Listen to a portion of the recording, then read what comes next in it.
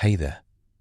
Tonight we're uncovering the 13th Amendment's road to freedom, from battlefield telegrams to a nail-biter vote in 1865. What you're about to discover is how one tiny phrase, except as punishment for crime, let the story keep sneaking back after curfew. If these stories help you unwind, I'd love a quick like or subscribe, but only if they're genuinely working for you. I'm curious where in the world you're listening from, so drop your location and local time in the comments. It's amazing seeing our little community span the globe through these historical tales. Now make yourself cozy, maybe adjust your room temperature, or get that cup of tea, and let's explore tonight's tale together. The same Congress that once flirted with locking slavery into the Constitution forever ended up voting to rip it out by the roots. In March 1861, 2 days before Abraham Lincoln took the oath of office, the outgoing Congress passed the Corwin Amendment, a proposed constitutional change that would have barred any future amendment from giving Congress power to abolish slavery in states where it already existed. It actually left Capitol Hill. It went to the states. Ohio and Maryland ratified it. Illinois flirted with it. 2 presidential terms later, within the same walls, an entirely different sentence took center stage and wrecked slavery's legal foundation in one definitive strike. That pivot from near eternity to abolition, within 4 years and a civil war, is the timeline whiplash baked into the story of the 13th Amendment. Cut to the U.S. House of Representatives, January 31st, 1865. Gaslights glow. The chamber roars. The galleries overflow. War casualties number in the hundreds of thousands. The Union Army has marched from Atlanta to the sea. The political math finally makes sense. After a failed attempt, the previous June, the House goes for it again. The roll call clicks forward. Names answered. The Congressional Globe later records the tally. Final count. 119 in favor, 56 against, 8 not voting. The measure needs 2/3. It clears the bar. Members leap from their seats. Thaddeus Stevens, the sharp-tongued Pennsylvanian, stands oddly still for a moment, a sign that even the fiercest political infighter can get dazed by history happening in real time. Cannon fire bangs across Washington in celebration. Abraham Lincoln, who as president is not required to sign a constitutional amendment, signs the joint resolution anyway on February 1st in a symbolic flourish. The National Archive still has the pen scroll. That thunderclap did not appear out of thin air. It grew out of the United States' original contradictions. The Constitution of 1787 never used the word slavery, but it absolutely functioned as a pro-slavery document. The 3/5 clause inflated slaveholder power. The Fugitive Slave Clause promised that anyone held to service or labor who escaped into another state would be returned. The Importation Clause kicked the transatlantic slave trade can down the road until 1808. Then custom houses closed the official Middle Passage, but the internal slave trade exploded. Planters shipped human beings from the Chesapeake to Mississippi like cargo, because in their ledgers they were cargo. Another founding-era text, the Northwest Ordinance of 1787, banned slavery in the territory that became Ohio, Indiana, Illinois, Michigan, and Wisconsin. Contradiction became the operating system. One line says no slavery north of the Ohio River. Another line says, return the fugitive. Federal policy turned into a patchwork that ensured rising conflict every time a new state knocked on the door, the opposite of stable governance. By 1793, Eli Whitney's cotton gin gave short-staple cotton a cheat code. Cotton could be processed at a speed the human hand could never match. The new machine did not reduce slavery. It made slavery wildly profitable. By 1860, enslaved people in the United States numbered roughly 3,953,760, according to the federal census. That was nearly 4 million people, almost 13% of the country's 31,443,321 inhabitants. Cotton ruled the export ledger, roughly 57% of American exports by value in 1860. Wealth, political clout, and violence converged on plantation rows. Resistance rose with equal energy. Quakers petitioned. Black Americans wrote pamphlets and took dangerous actions in real life to aid escapes. David Walker's appeal hit in 1829 with explosive moral clarity. William Lloyd Garrison launched the Liberator in 1831 and did not let up. The American Anti-Slavery Society formed in 1833 and flooded Congress with petitions. Congress responded by inventing the 19th century version of muting a thread. The gag rule of 1836 automatically tabled anti-slavery petitions. John Quincy Adams, a former president turned congressman whose stubbornness could cut granite, dragged the rule through procedural molasses until it was repealed in 1844. The Haitian Revolution burned in the background of every debate.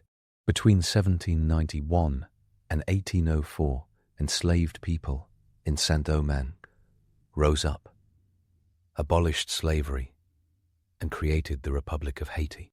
The shockwaves arrived in southern newspapers, wrapped in panic, and in northern pulpits, wrapped in possibility. Inside the United States, rebellions erupted. Gabriel in 1800, Denmark Vesey's alleged plot in 1822, Nat Turner's revolt in 1831. Every uprising produced stricter laws. The pattern looked like a loop on repeat. Fear. Crackdown. Resistance. Repeat. Politicians tried to draw bright lines on maps to keep the peace. The Missouri Compromise of 1820 admitted Missouri as a slave state, Maine as a free state, and drew the 36 degrees 36 line through the remaining Louisiana Purchase lands. The compromise arrived with a gratis helping of denial. It looked like a permanent fix until senators needed another fix. The Compromise of 1850 admitted California as a free state and also delivered the Fugitive Slave Act of 1850, which gave slave catchers federal muscle. Northern black communities responded with vigilance committees and real-world mutual aid. Street scenes turned harrowing. In 1854, Anthony Burns was marched through Boston in chains to a ship that would drag him back to slavery. Bostonians watched federal troops escort him past American flags as if the flag had switched meanings overnight. Then the Kansas-Nebraska Act of 1854 detonated the Missouri line. Senator Stephen Douglas's concept of popular sovereignty meant settlers could vote slavery up or down. The result was neither popular nor sovereign. It was bleeding Kansas. Both sides flooded the territory. Ballot boxes got stuffed. Neighbors shot neighbors. Hundreds died amid raids and counter-raids. In Washington, in 1856, Congressman Preston Brooks beat Senator Charles Sumner nearly to death on the Senate floor with a cane. Political debate had fully melted into bare-knuckle violence. The Supreme Court entered in 1857 and made it worse. Dred Scott V. Sandford held that African Americans could not be citizens and that Congress could not ban slavery in the territories. Chief Justice Roger B. Taney wrote that black people had no rights which the white man was bound to respect. A sentence so cold it still fogs the glass. The decision threw gasoline on an already blazing national fire. Abolitionists went harder. John Brown attempted to ignite a slave uprising by seizing the federal arsenal at Harper's Ferry in 1859. The plan failed. Brown was captured and hanged, but his last actions and words turned him into a martyr for the anti-slavery North and a specter in Southern imaginations. The 1860 election arrived with 4 major presidential candidates and one unavoidable result. Lincoln won with 39.8% of the popular vote and a sweep of the North. Secession conventions did not wait for his inaugural. South Carolina bolted on December 20th, 1860. By February 1861, 7 states formed the Confederate States of America.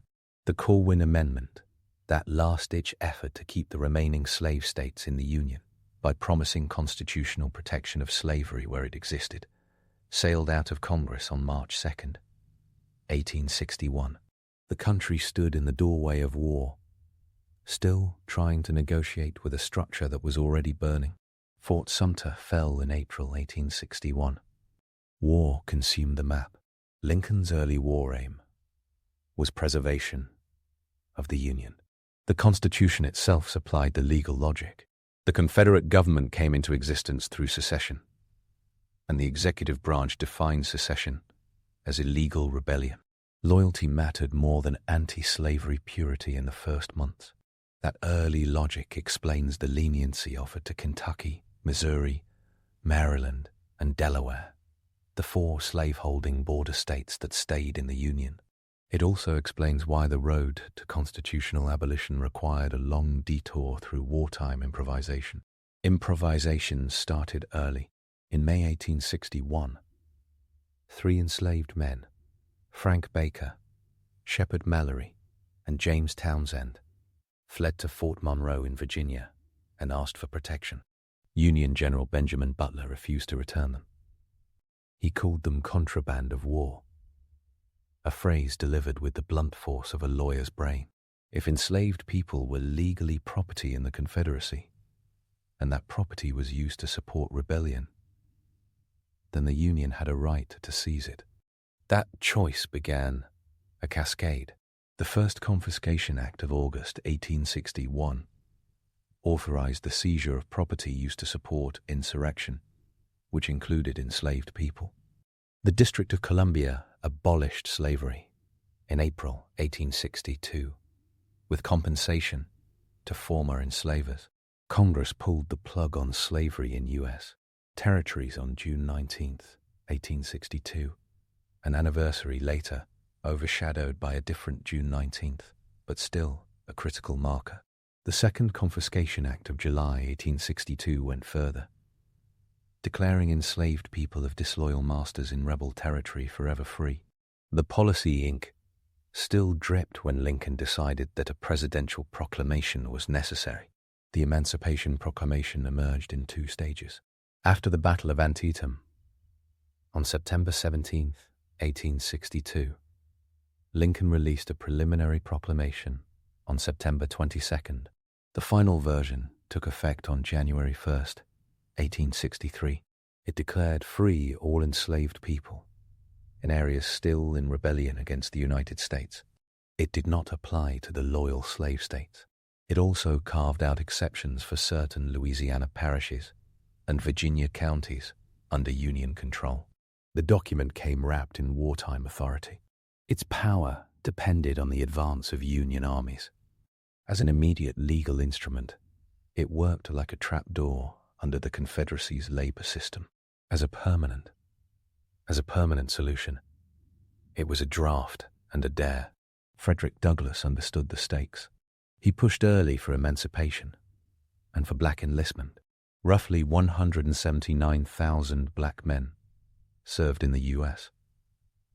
Army and another 19,000 in the Navy by the end of the war, according to the National Park Service and the U.S.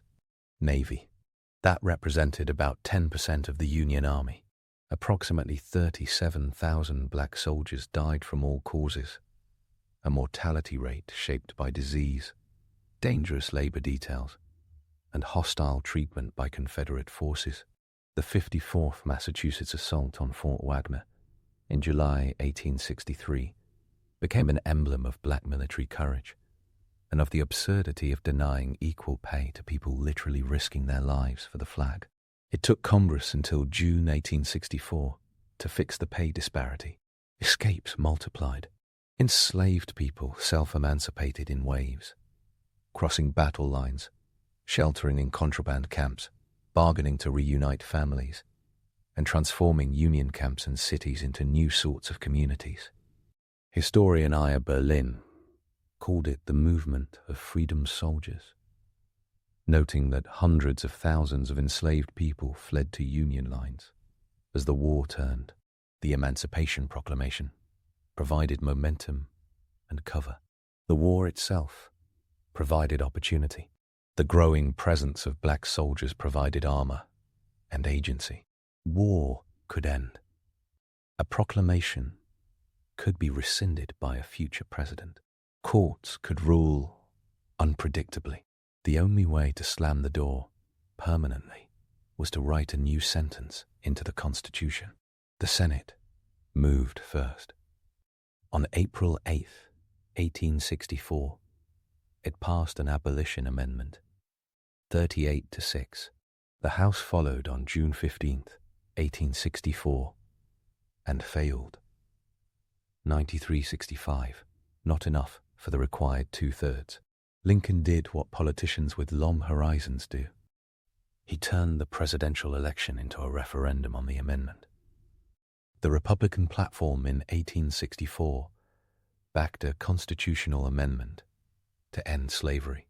Lincoln won re-election in November, defeating George B. McClellan with 212 electoral votes to McClellan's 21. A few weeks later, Lincoln used his December 6, 1864 annual message to Congress to lean in again. The speech read, like a calm but relentless drumbeat, the people had spoken. The House should move. Lobbying got real. Secretary of State William H. Seward called in favors. Patronage wafted through back rooms. Some lame duck Democrats had lost their seats and acquired new flexibility. Representative James M.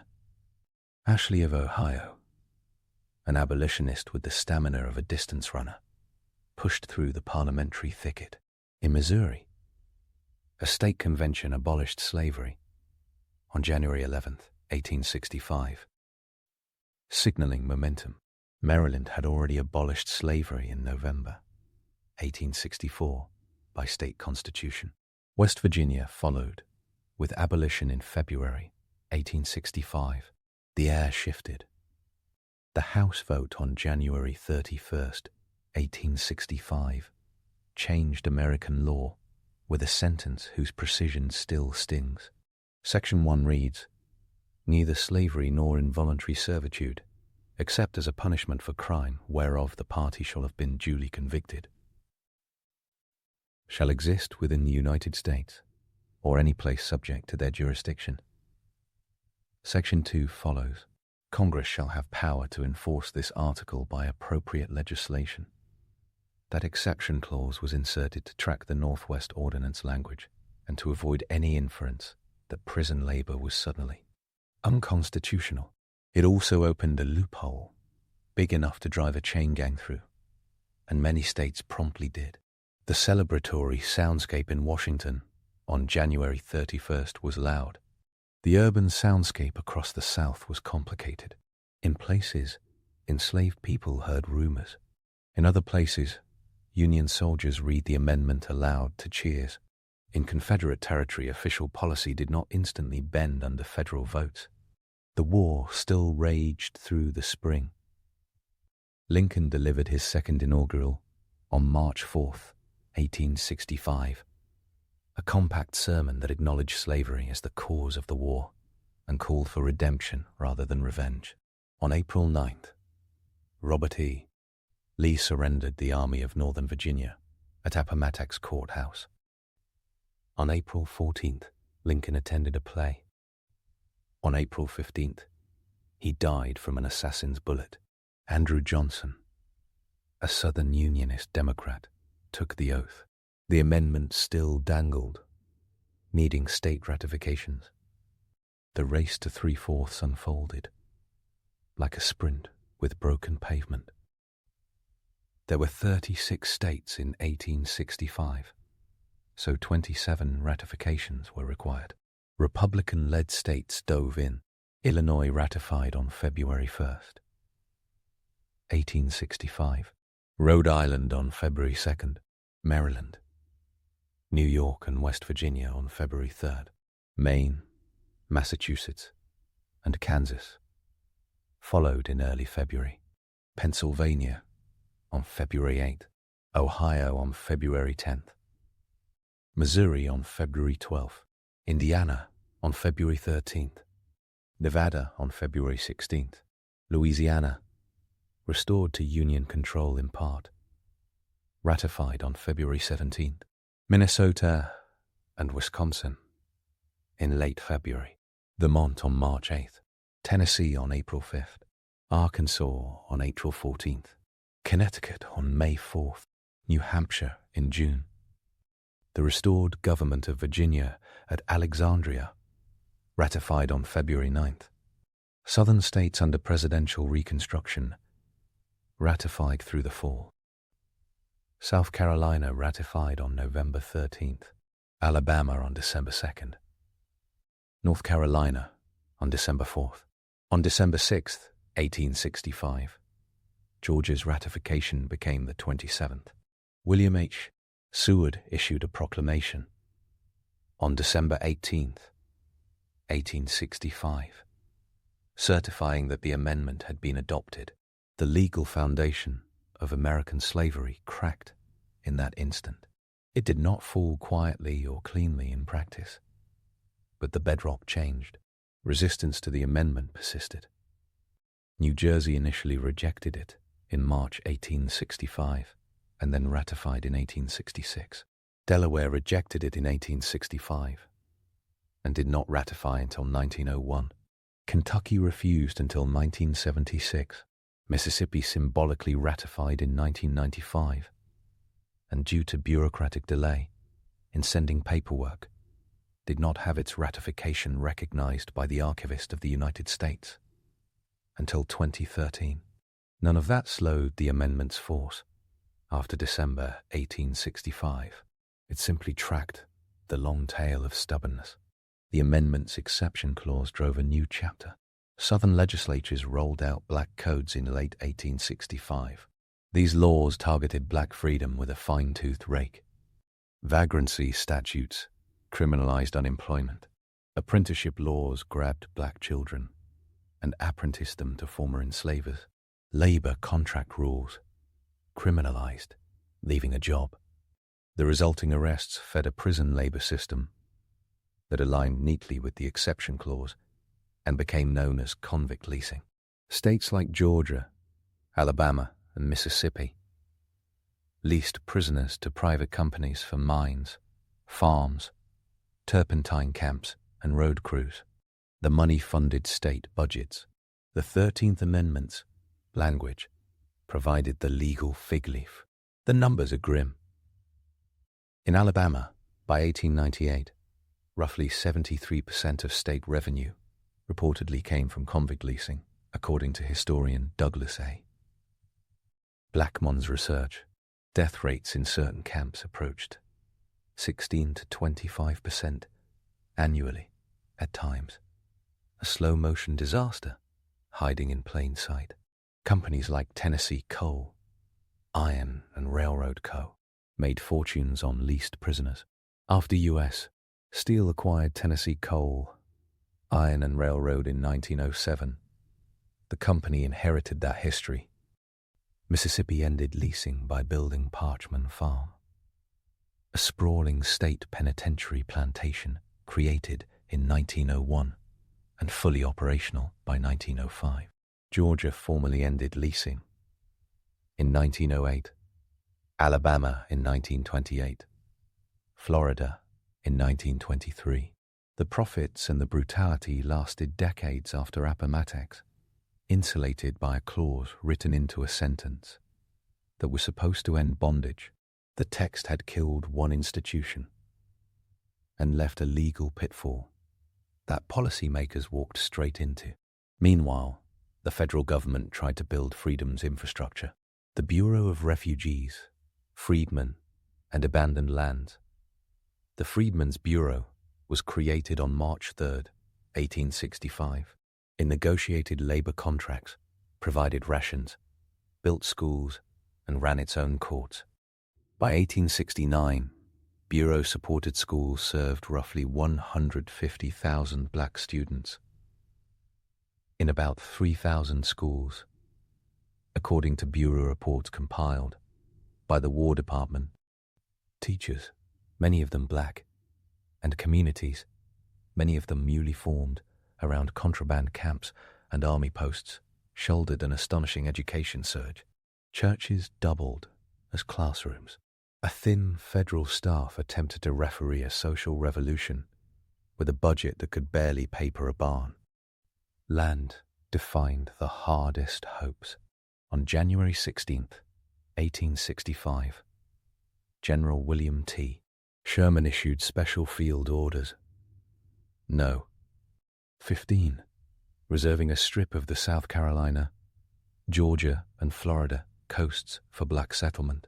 The order promised parcels up to 40 acres.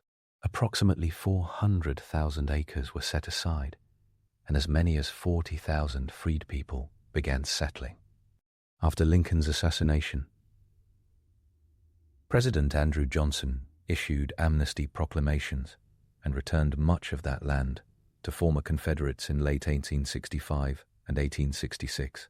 The phrase 40 acres and a mule survived as legend precisely because so many families saw it evaporate. Between emancipation and World War I, black land ownership grew anyway, reaching about 15 million acres by 1910 and peaking in 1920, according to the U.S. Department of Agriculture and scholar R. Douglas Hurt. That success story unfolded despite the federal government's retreat from land redistribution and despite white terror, crop lien debt traps, and discriminatory policies. The legal project continued. The Civil Rights Act of 1866 defined birthright citizenship and equal protection in civil rights. The 14th Amendment, proposed in 1866 and ratified in 1868, constitutionalized citizenship and equal protection.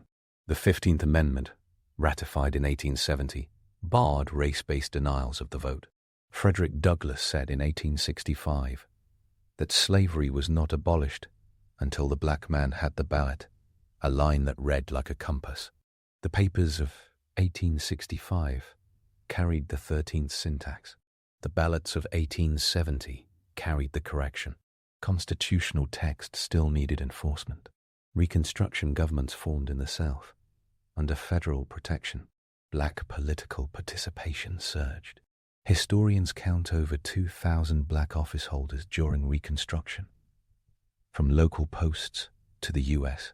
Congress. Hiram Revels entered the Senate in 1870 from Mississippi, the first black senator in American history. Blanche K. Bruce followed in 1875, also from Mississippi.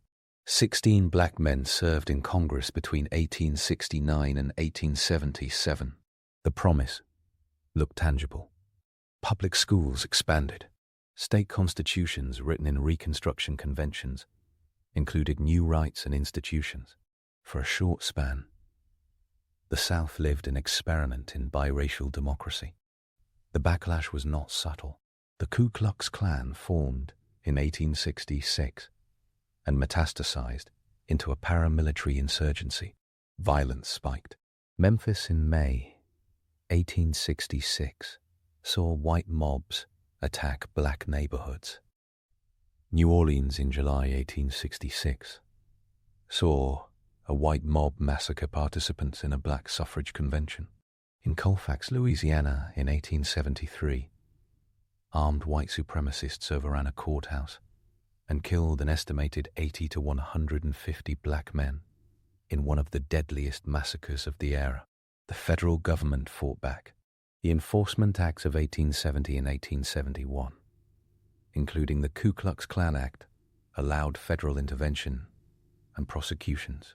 Attorney General Amos Ackerman, a Georgian and former Confederate turned Republican, used the new laws to indict hundreds of Klansmen. For a brief period, federal courts put on a show of strength. Supreme Court decisions began narrowing the pipeline. The slaughterhouse cases in 1873 gutted the privileges or immunities clause of the 14th Amendment. United States v. Cruikshank in 1876 tossed out convictions from the Colfax massacre and weakened federal authority to protect citizens from private acts of racial violence. The political winds also shifted. The 1876 election deadlocked. The Compromise of 1877 ended Reconstruction by withdrawing federal troops from the South. White supremacist Redeemer governments consolidated power. Jim Crow laws turned segregation and voter suppression into a statewide art form. Poll taxes, literacy tests, grandfather clauses, and intimidation emptied the 15th Amendment of substance in much of the South. The civil rights cases of 1883 struck down the Civil Rights Act of 1875. Plessy v. Ferguson in 1896. Blessed but separate but equal segregation. The road to freedom after the 13th Amendment looked more like a staircase with missing steps, a hazard course routinely sabotaged by lawmakers, judges, and vigilantes. The 13th Amendment's enforcement clause still did work in the background. Congress attacked peonage, a form of debt, bondage used widely in the post-war South and West. The Anti-Peonage Act of 1867 outlawed it, and the Supreme Court sustained federal authority to enforce the 13th. In Clyde v. United States in 1905, the court upheld the peonage prosecution and recognized congressional power under the 13th to protect personal freedom against private as well as state interference. In Bailey v. Alabama in 1911, the court struck down a state law that criminalized breach of labor contracts in a way that forced workers into involuntary servitude. In United States v. Reynolds in 1914, the court invalidated systems that effectively compelled labor through threat of imprisonment, reinforcing that debt peonage violated the 13th. Not every case went the right direction. Hodges v. United States in 1906 said that private conspiracies to drive black workers out of jobs were beyond Congress's 13th Amendment power. Hodges stood until Jones v. Alfred H. Mayor Co. in 1968 finally buried it. Jones v. Alfred H. Mayor Co. put the 13th back in the center of 20th century civil rights. The court held that Congress could prohibit private racial discrimination in housing under its 13th Amendment power to eliminate the badges and incidents of slavery. That decision resurrected the Civil Rights Act of 1866 as a living statute reaching into private conduct. It plugged the gap left by the earlier civil rights cases and underscored that the 13th Amendment addressed not just legal ownership of persons, but also the social and economic structures that slavery built. The amendment returned to the legal toolbox again in United States v. Kosminski in 1988, where the court defined involuntary servitude and clarified the standards for criminal prosecutions. Congress responded in 2000 with the Trafficking Victims Protection Act, expanding tools to fight forced labor and human trafficking under the 13th umbrella. Modern federal law codified penalties for forced labor at 18 U.S.C. Section 1589 and outlawed peonage at 18 U.S.C. Section 1581, enforcing the Constitution's promise in new arenas. The amendment's relationship to prison labor remained controversial. Courts consistently held that the 13th allows involuntary servitude as punishment for crime, which means prison labor is constitutional under federal doctrine. States used that power in wildly different ways. Some required work. Some offered wages measured in cents per hour. The legacy of convict leasing lingered in public memory like a bruise. In recent years, states began rewriting their own constitutions, to eliminate the exception clause at the state level. Colorado voters led in 2018, removing the language that allowed involuntary servitude for crimes. In 2020, Utah and Nebraska followed. In 2022, Tennessee, Alabama, Vermont and Oregon did the same. Symbol meets policy in these state-level moves, as correction systems adjust practices, and as voters revisit a sentence written in 1865.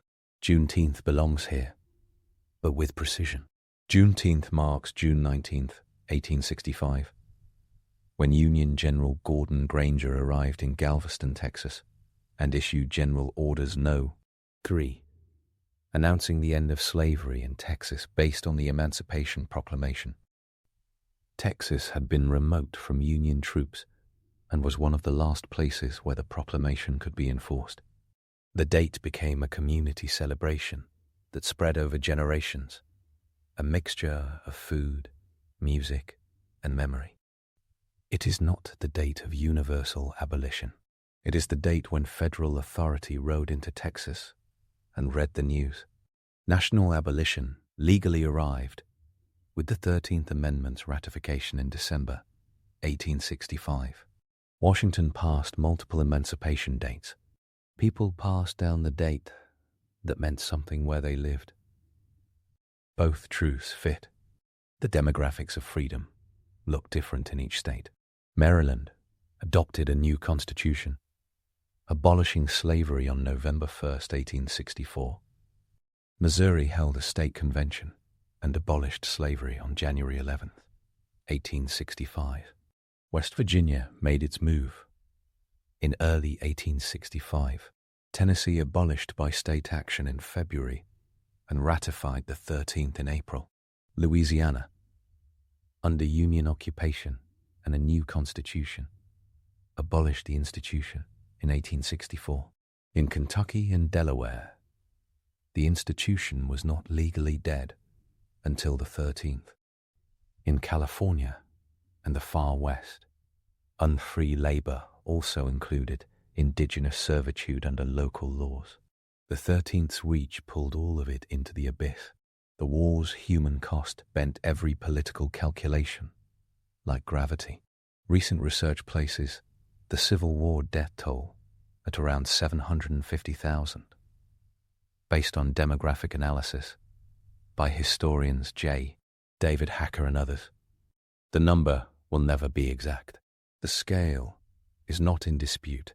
The war counted bodies in every town. That context gives the 13th Amendment an aura that words on paper cannot capture. The decision to write freedom into the Constitution came as the nation waded through the grief and wreckage of the fight to keep itself intact. Leadership narratives crowd the frame, and Lincoln's portrait is everywhere. The reality is both simpler and messier. Lincoln's own trajectory ran from a cautious Unionist who said in 1862, in a letter to Horace Greeley, that his paramount object was to save the Union, to the president who pushed emancipation, backed black enlistment, advocated for limited black suffrage near the end of his life, and supported the 13th Amendment with the full weight of the executive branch. Frederick Douglass met with him at the White House, observed him closely, and later crafted a nuanced assessment that sits somewhere between praise for the ultimately decisive steps and a demand for more. History's power comes from that messiness. Heroes act under pressure. Movements change heroes as much as heroes change movements. The movement included unnamed people who broke away from plantations, people who learned to read in secret and then taught friends openly, people who negotiated wages for the first time and discovered the numbers did not add up, people who formed mutual aid societies, people who registered voters, people who marched to courthouses, people who testified before committees, people who sat through night meetings lit by kerosene, people who counted the miles between freedom and true freedom and kept walking. The amendment gave those miles a direction. Law alone did not pave them. Myth-busting helps clear the road. The myth that Lincoln's pen freed all enslaved people in one dramatic swoop ignores the legal carve-outs in the Emancipation Proclamation and the necessary follow-through of the 13th. The myth that the Constitution went from pro-slavery to anti-slavery, like flipping a switch, misses the decades of agitation that changed what was politically possible.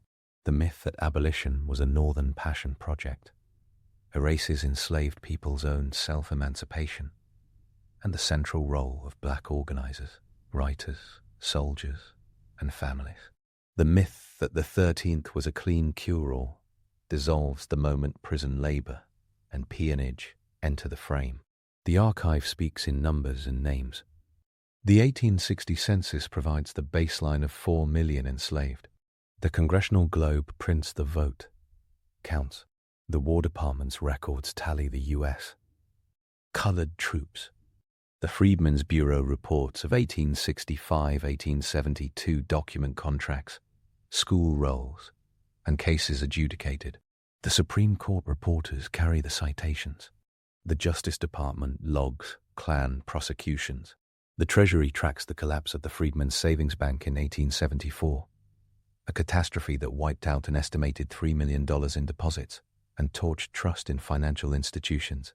The Bureau of the Census reports slow gains in black literacy from approximately 20% in 1870 to about 70% by 1910, a transformation accomplished mostly by communities and teachers who did not wait for permission.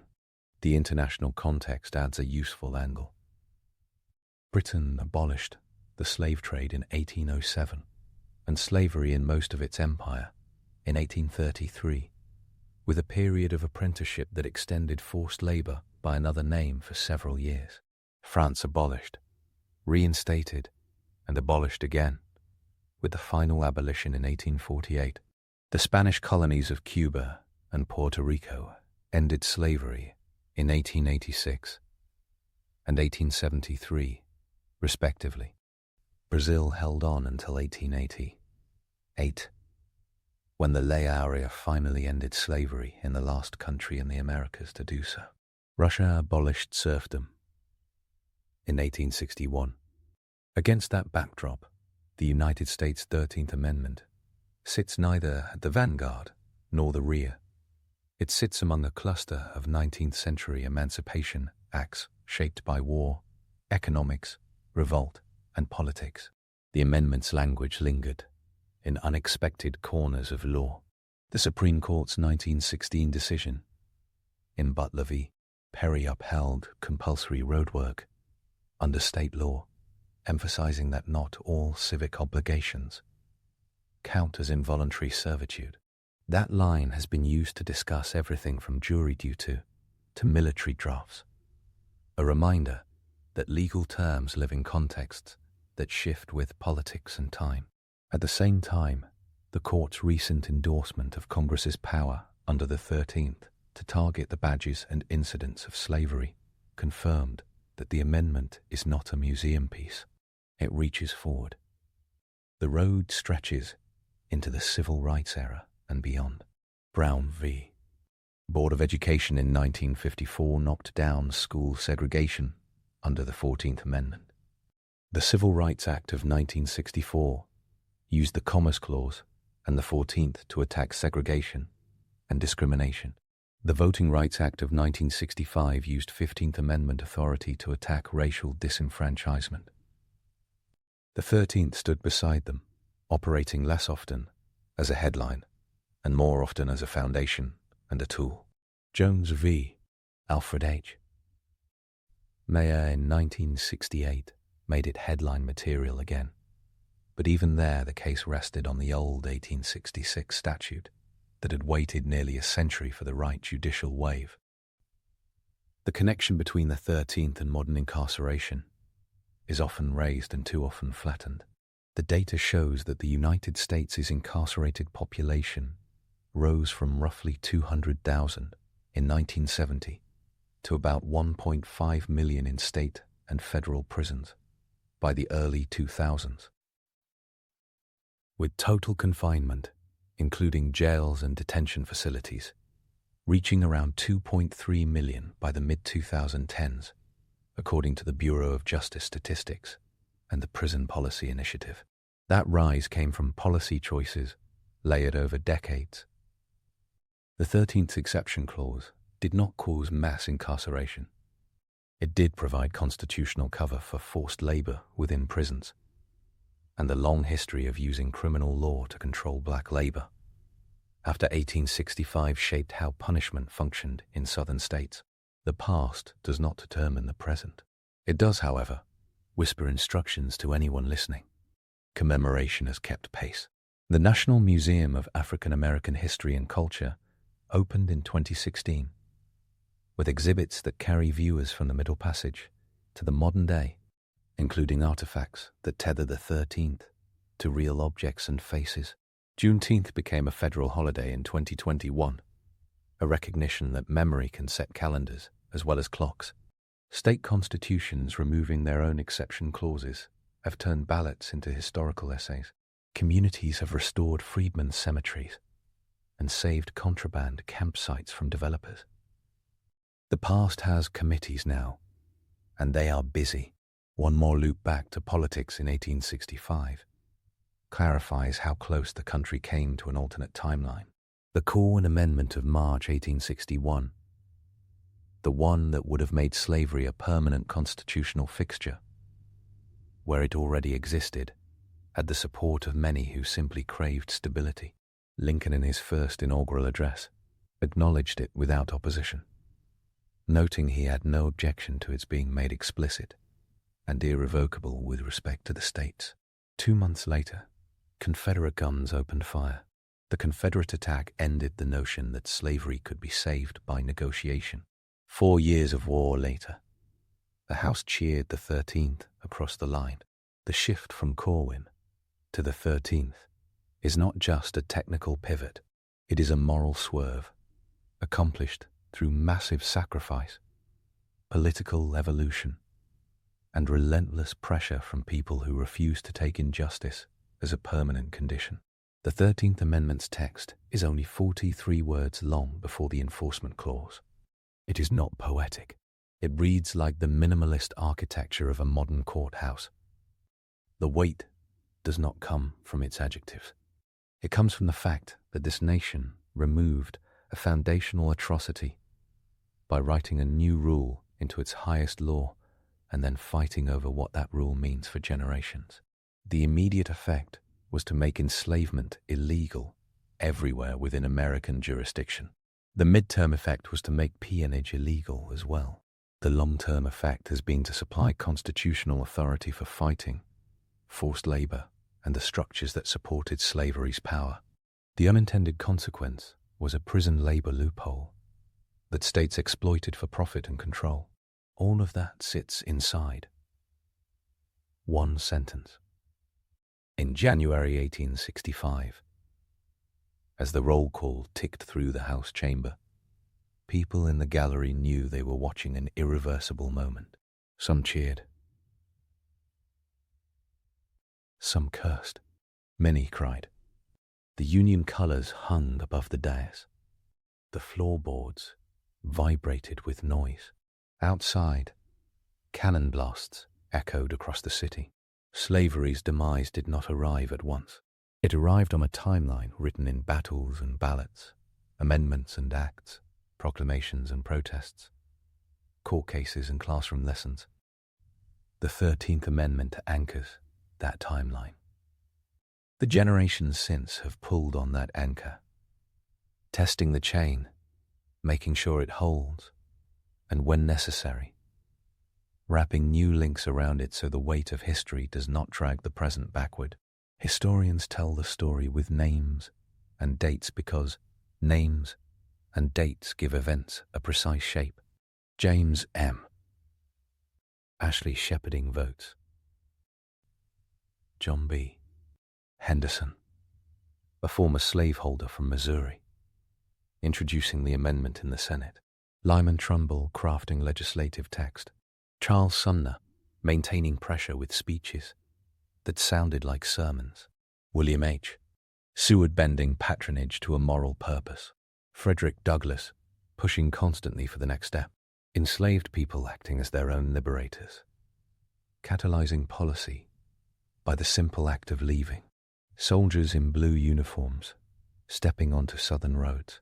Teachers writing letters home about students whose hunger for letters outpaced the chalk supply. Politicians counting votes like lifeboats. These details come from the Congressional Globe, the National Archives, the official records of the War of the Rebellion, the Freedmen's Bureau papers, the US 4 papers, the US WAR, statutes at large, and from the work of scholars like Eric Foner, W. E. B. Du Bois, James McPherson, Stephanie McCurry, Dinah Amy Berry, Stephen Hahn, and David Blight. The sources agree on the big picture and argue about the small ones, which is how healthy history works. The road to freedom widened after the 13th, but did not instantly become a freeway. Sharecropping emerged as a compromise that locked many families into cycles of debt and dependency. Cropland laws allowed merchants to attach future harvests to present credit, trapping farmers when prices dipped. Disenfranchisement severed black communities from political power. Anti-black riots terrorized neighborhoods. The Great Migration, beginning around 1915 and stretching through the 1970s, moved roughly 6 million African Americans from the South to northern and western cities, reshaping the country's political and cultural map. World War II and the Double V campaign linked victory abroad to victory over racism at home. In 1948, President Harry Truman issued Executive Order 9,981 desegregating the armed forces. By the 1960s, the civil rights movement had fused local courage into national momentum. The 13th sat behind all of it, an original emancipation that made the next chapters possible and necessary. A celebration without honest edges turned sour. The 13th Amendment did not repair what slavery destroyed. It did not reunite families torn apart by sale. It did not hand back the wages stolen over centuries. It did not draw a line through color lines in housing, employment, and school funding. Later, policies tried to address those gaps. Many failed or were reversed. That is not an argument against the amendment's power. It is an argument for the work of tying constitutional promises to daily life. The country has tested that connection repeatedly. Since 1865, sometimes the rope holds. Sometimes it snaps. The story keeps going because the document keeps talking. Today, the 13th Amendment operates on two frequencies. On one channel, it is the historical instrument that abolished slavery. On the other, it is a living authority used to fight forced labor, human trafficking, and the lingering badges and incidents of slavery. Its exception clause has ignited reform in state constitutions and debate about prison labor policy. Its enforcement clause still vests Congress with a distinct, powerful tool. Its origin story serves as a warning that American law can protect injustice for a season and then yank that protection away through a mix of pressure, persuasion, and political change. The road to freedom ran through fields and courtrooms, through Capitol corridors and contraband camps, through newspaper offices and pulpits, through schoolhouses and union tents, through legislative drafts and silent marches. The 13th Amendment stands at one of the road's greatest curves. It took the country off a path that had led to the auction block and pointed it toward a horizon that still demands walking. The distance between 1865 and now is filled with facts, fights, and decisions. The amendment sentence remains the line that changed the lines, still short, still sharp, still daring the country to live up to it. For our next story, we explore the life and reforms of Emperor Meiji, Japan's modernization. An emperor ate a steak, and suddenly 5 sword-wielding monks charged the palace. That is how modernization tasted in Tokyo in early 1872. He who had spent his childhood sequestered in Kyoto palaces with tatami floors and rigid court protocol publicly ate beef to nudge a Buddhist country toward Western diets. Within weeks, zealous monks attacked the imperial palace gates to punish the sacrilege, and a guard was killed in the scuffle before the attackers were subdued. That incident, reported in contemporary papers like the Yokohama Mainichi Shimbun, and later relayed by historians such as Donald Keene and Marius Jansen, captured the emotional voltage of the Meiji era in one absurd, sharp scene. Progress smelled like seared meat, and it occasionally drew blood. He had been born Matsuhito in Kyoto on November 3rd, 1852. The year Commodore Matthew Perry's gunboats began politely but firmly rearranging the meticulously arranged furniture of East Asia. His father was Emperor Komei, a traditionalist who distrusted foreigners.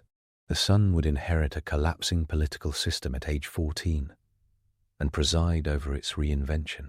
He became emperor after Komei's death in 1867, and by the spring of 1868, during the Boshin War, his enemies were already surrendering castles in his name.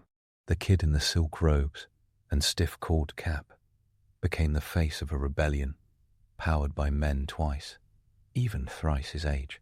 Satsuma and Choshu samurai marched under banners proclaiming imperial restoration, and the last Tokugawa shogun, Yoshinobu, handed over Edo in a negotiation so civil that French observers wondered if they had misread the genre. The teenage monarch did not lead cavalry charges. He did something more unsettling to a rigid status system. He moved. In 1868, he left sacred Kyoto for Edo, which was rebranded on the spot as Tokyo, the eastern capital. That single decision, which made Kyoto aristocrats clutch their fans a little too hard, signaled that the palace would not hide behind screens anymore. As Andrew Gordon explains in A Modern History of Japan, even the travel itself was political theatre.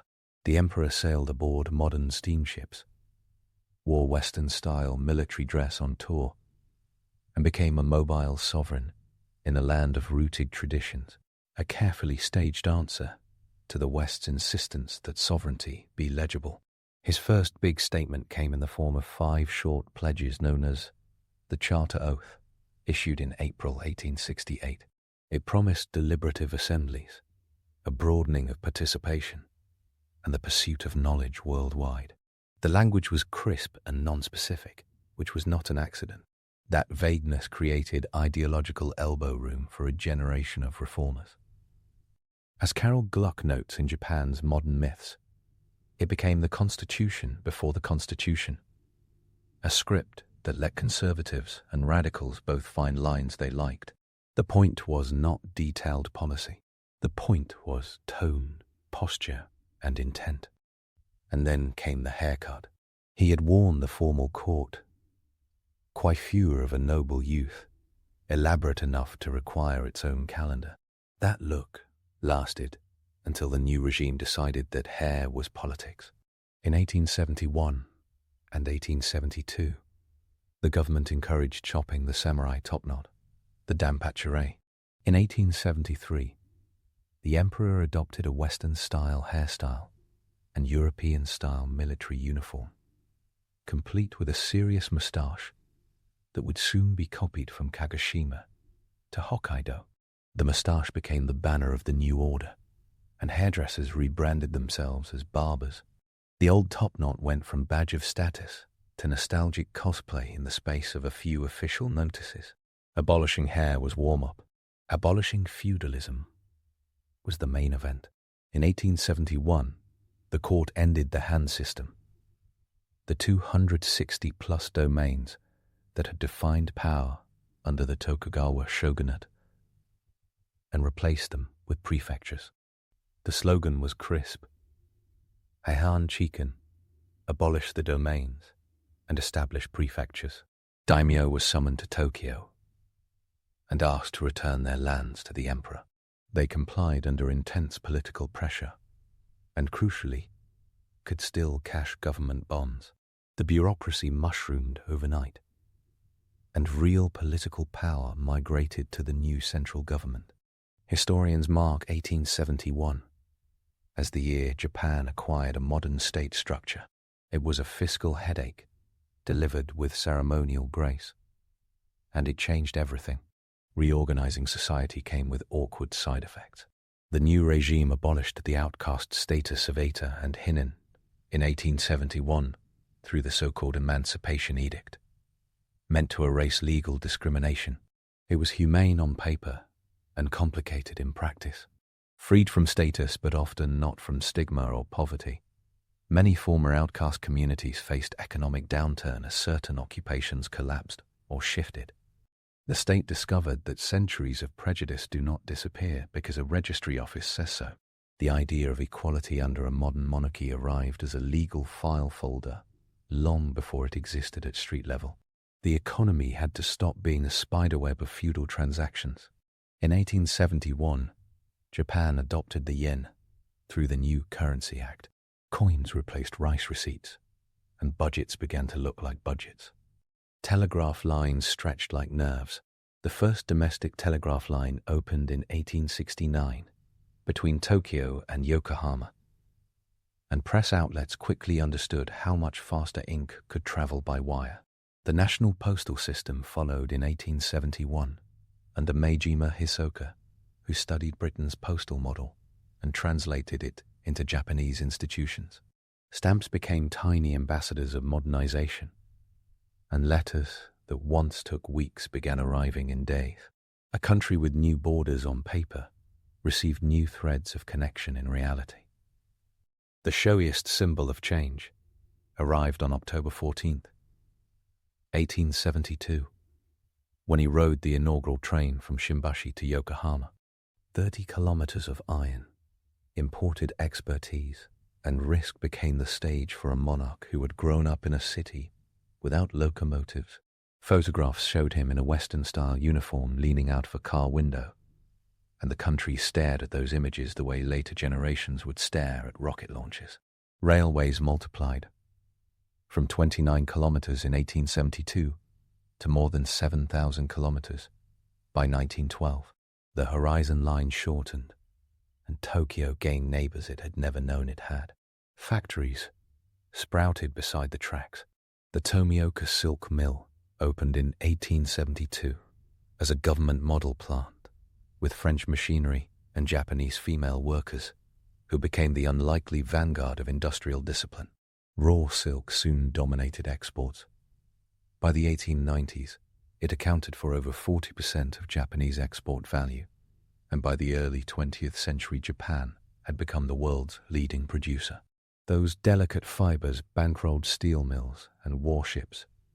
This was capitalism with kimono sleeves, led by bureaucrats who would eventually sell off model factories to private hands and give rise to giants named Mitsui, Sumitomo, and Yasuda.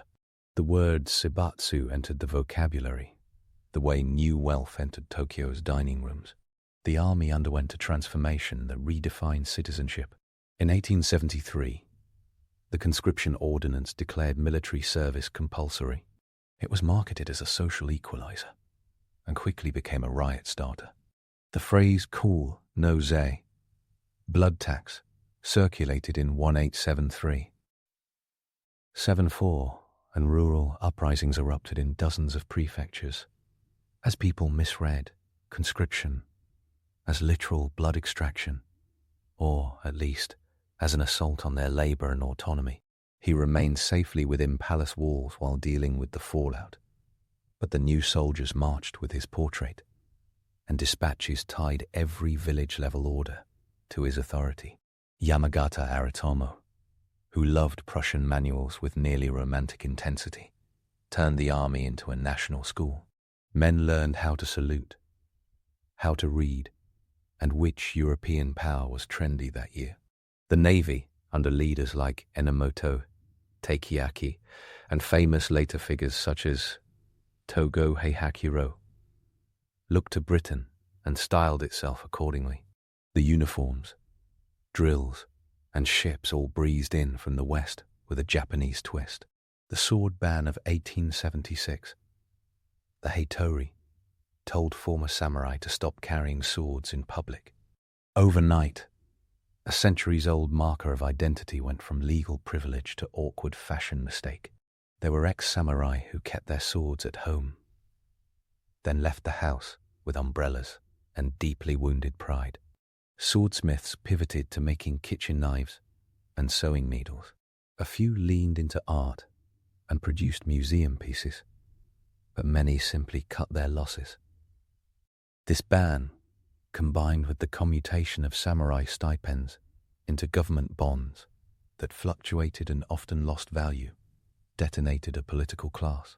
A state cannot abolish status without producing resistance, and Japan produced a particularly dramatic one in 1877 when Saigo Takamori, one of the heroes of 1868, rebelled with thousands of followers from Satsuma. The Satsuma Rebellion looked romantically doomed from the start and ended predictably with the Imperial Army's modern rifles and artillery outclassing Saigo's samurai. Saigo died in September 1877, and his legend skyrocketed. The new state celebrated him later as a tragic patriot, which is a very efficient way of turning a defeated rebel into a statue. As if to prove that modernity could feel like whiplash, the government changed the calendar. On January 1st, 1873, Japan switched from the lunar calendar to Gregorian time. That decision turned an upcoming intercalary month into a financial windfall for the treasury, which no longer had to pay an extra round of monthly salaries that year. Austerity disguised as astronomy, disguised as modernization, created a rare bureaucratic win-win. Time literally turned into money. Education seized the center. In 1872, the Education Order declared that every child, boys and girls, should attend primary school. It took decades to scrape the target, but by 1905, attendance rates hovered around 95% for boys and nearly 90% for girls, figures cited by historians like Andrew Gordon. Schools taught arithmetic and moral catechism in the same breath. The emperor's portrait hung in classrooms, and the idea of citizenship took root alongside penmanship. In 1877, the University of Tokyo formed from earlier institutions to train layers and layers of experts who would write reports, draft laws, and misplace memos with frantic modern efficiency. But there was ideology behind the geometry.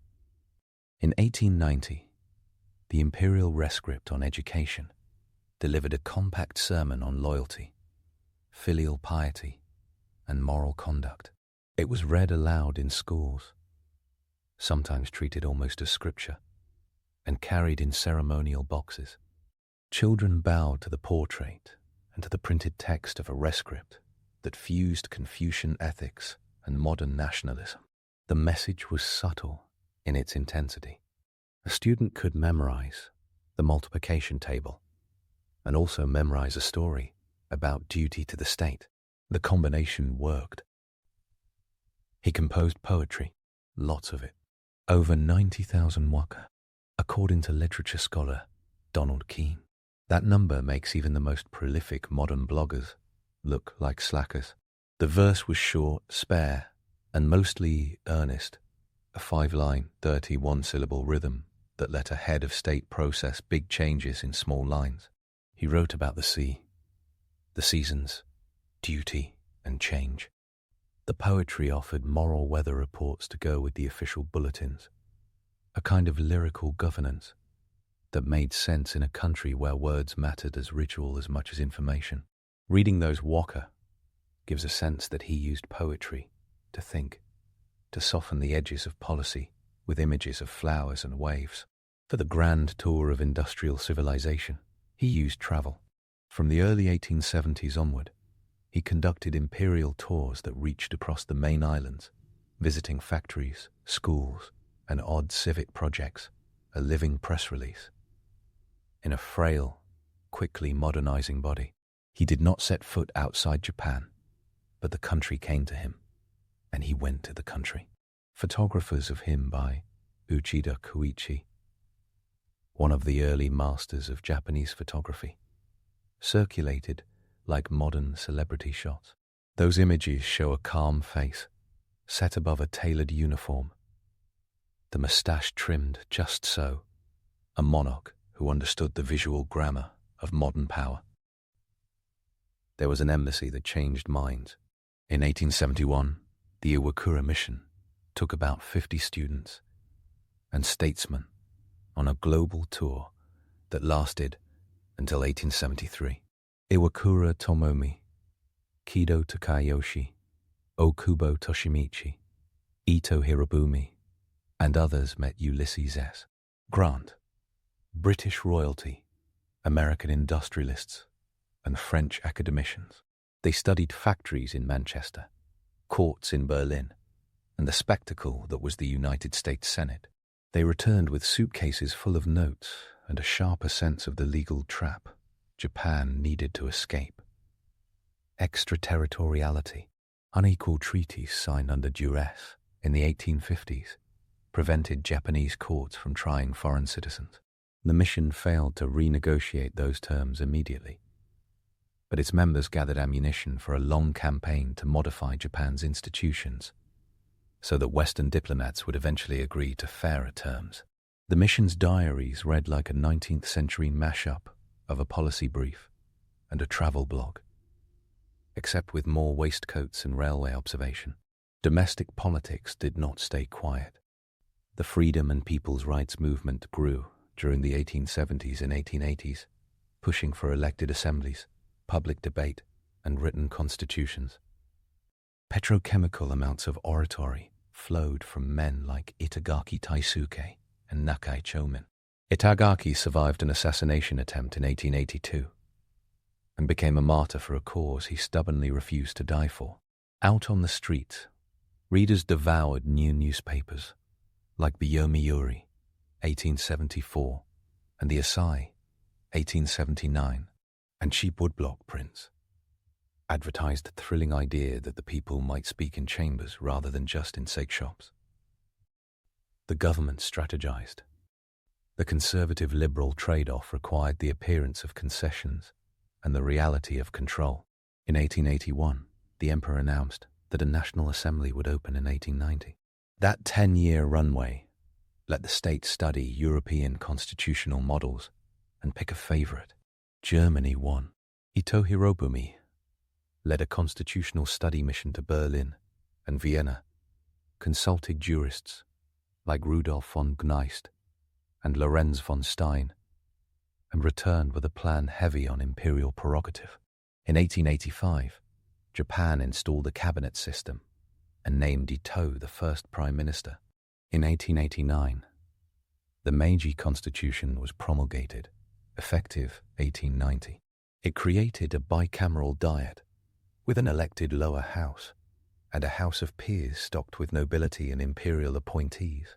It also froze a jagged layer of power in the emperor's hands through the vague category of supreme command, a phrase that future militarists would exploit with grim creativity. The election of 1890 brought political theatre to life. Voters selected the House of Representatives under a limited suffrage that covered about 1% of the population at first, roughly 450,000 male taxpayers. The new politicians promptly fought with the bureaucracy over budgets. Diet sessions turned into lecture demolition derbies. The press loved it. The emperor presided above the fray, opening sessions with formal addresses, while Genro, the elder oligarchs, like Ito Hirobuni, Yamagata Aritomo, Inoue Karu, and later Matsukata Masayoshi and Okuma Shigenobu, steered policy from behind curtains. He became the constitutional sun, shining while others quietly worked the thermostat. Foreign affairs delivered both humiliation and triumph. In 1894, Japan signed a new treaty with Britain, eliminating extraterritoriality, effective 1899, thanks in large part to Foreign Minister Mutsu Munemitsu's dogged negotiations. That same year, the First Sino-Japanese War erupted over influence in Korea, spiraling from a Korean peasant rebellion into a showdown with the Qing Empire. Japan's newly modernized navy and army performed beyond expectations. Battles like Pyongyang in September 1894 and Yalu River later that month demonstrated that disciplined troops, effective logistics, and competent leadership could break an older empire's defenses.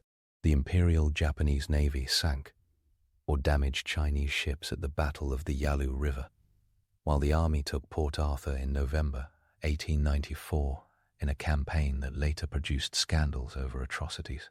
By April 1895, the Treaty of Shimonoseki gave Japan Taiwan, the Pescadores, and a massive indemnity. The victory shocked Europe and electrified Japan. Then came the Triple Intervention. Russia, Germany, and France told Japan to return the Liaodong Peninsula to China, an extraordinary demonstration of the real power of power politics. Japan grudgingly complied in May 1895 and received an increased indemnity as compensation. The national mood swung from swagger to frenzied resentment. The lesson burned deep. If Japan wanted to sit at the grown-ups' table, it needed steel and alliances, not just indemnities and treaties. Arms budgets ballooned. Naval yards hummed. Money from the Chinese indemnity paved the way for heavy industries, including the government-owned Yawata Steelworks, which began operating in 1901 and soon produced hundreds of thousands of tons of steel annually. The emperor's reign began to look like a funnel, concentrating money into iron. His image morphed with the country. Early photographs show a slender young man in Western-style dress. Later portraits reveal the thicker beard, the uniform encrusted with orders, and the crisp bearing of a monarch who understood how a camera turned posture into legitimacy. He attended sumo tournaments in the 1880s, helping rehabilitate a sport that had fallen under a cloud of Tokugawa-era bans and moral suspicion. When he showed up, it signaled that throwing salt in a ring could be metaphorically clean. Tradition would not be discarded. It would be curated. Public morals received careful crafting through a new state Shinto apparatus. The government separated religion and administration in a way that left shrines under administrative rather than priestly control, while holding on to the idea of the emperor as a descendant of Amaterasu. That theological grammar became increasingly central to civic rituals. As historians such as Helen Hardacre and Carol Gluck note, the regime cultivated civic rights that felt religious without necessarily being declared as such. Children memorized a moral script that included loyalty to the emperor as a civil religion. The court made myths modern, which is a sophisticated kind of magic trick. Not everything marched in lockstep. In 1889, a new peerage system, the Kazoku, grafted European-style nobility onto Japanese soil. It included old court aristocrats and newly minted nobles drawn from the samurai elite, a social adhesive to bind the old and new. This upper crust helped staff the House of Peers and offered receptions where political alliances could crystallize over champagne and strategic nods. The rumors that more than one ultranationalist plot was hatched over expensive sake are not particularly surprising. The late Meiji years saw a rise in ultra-right organizations, alongside labor activism and socialist thought, creating a political ecology that was noisy and tense. Industrialization generated winners and casualties.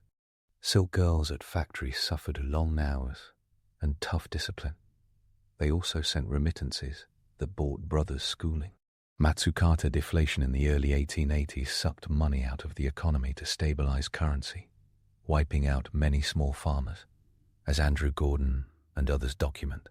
Land tax reform, initiated in 1873 and refined thereafter, created private land ownership and stable government revenue by setting taxes as a percentage of cash value rather than rice yield. This reform fed the treasury and also fed land auctions. When people could not meet cash obligations, a new class of landlords expanded and tenancy grew. The modern state ran on predictable revenue streams, and predictability hit human lives like an iron metronome. Domestic space changed shape, gas lamps, and then electric lights flickered on in Tokyo streets. Public baths adjusted hours to accommodate factory shifts.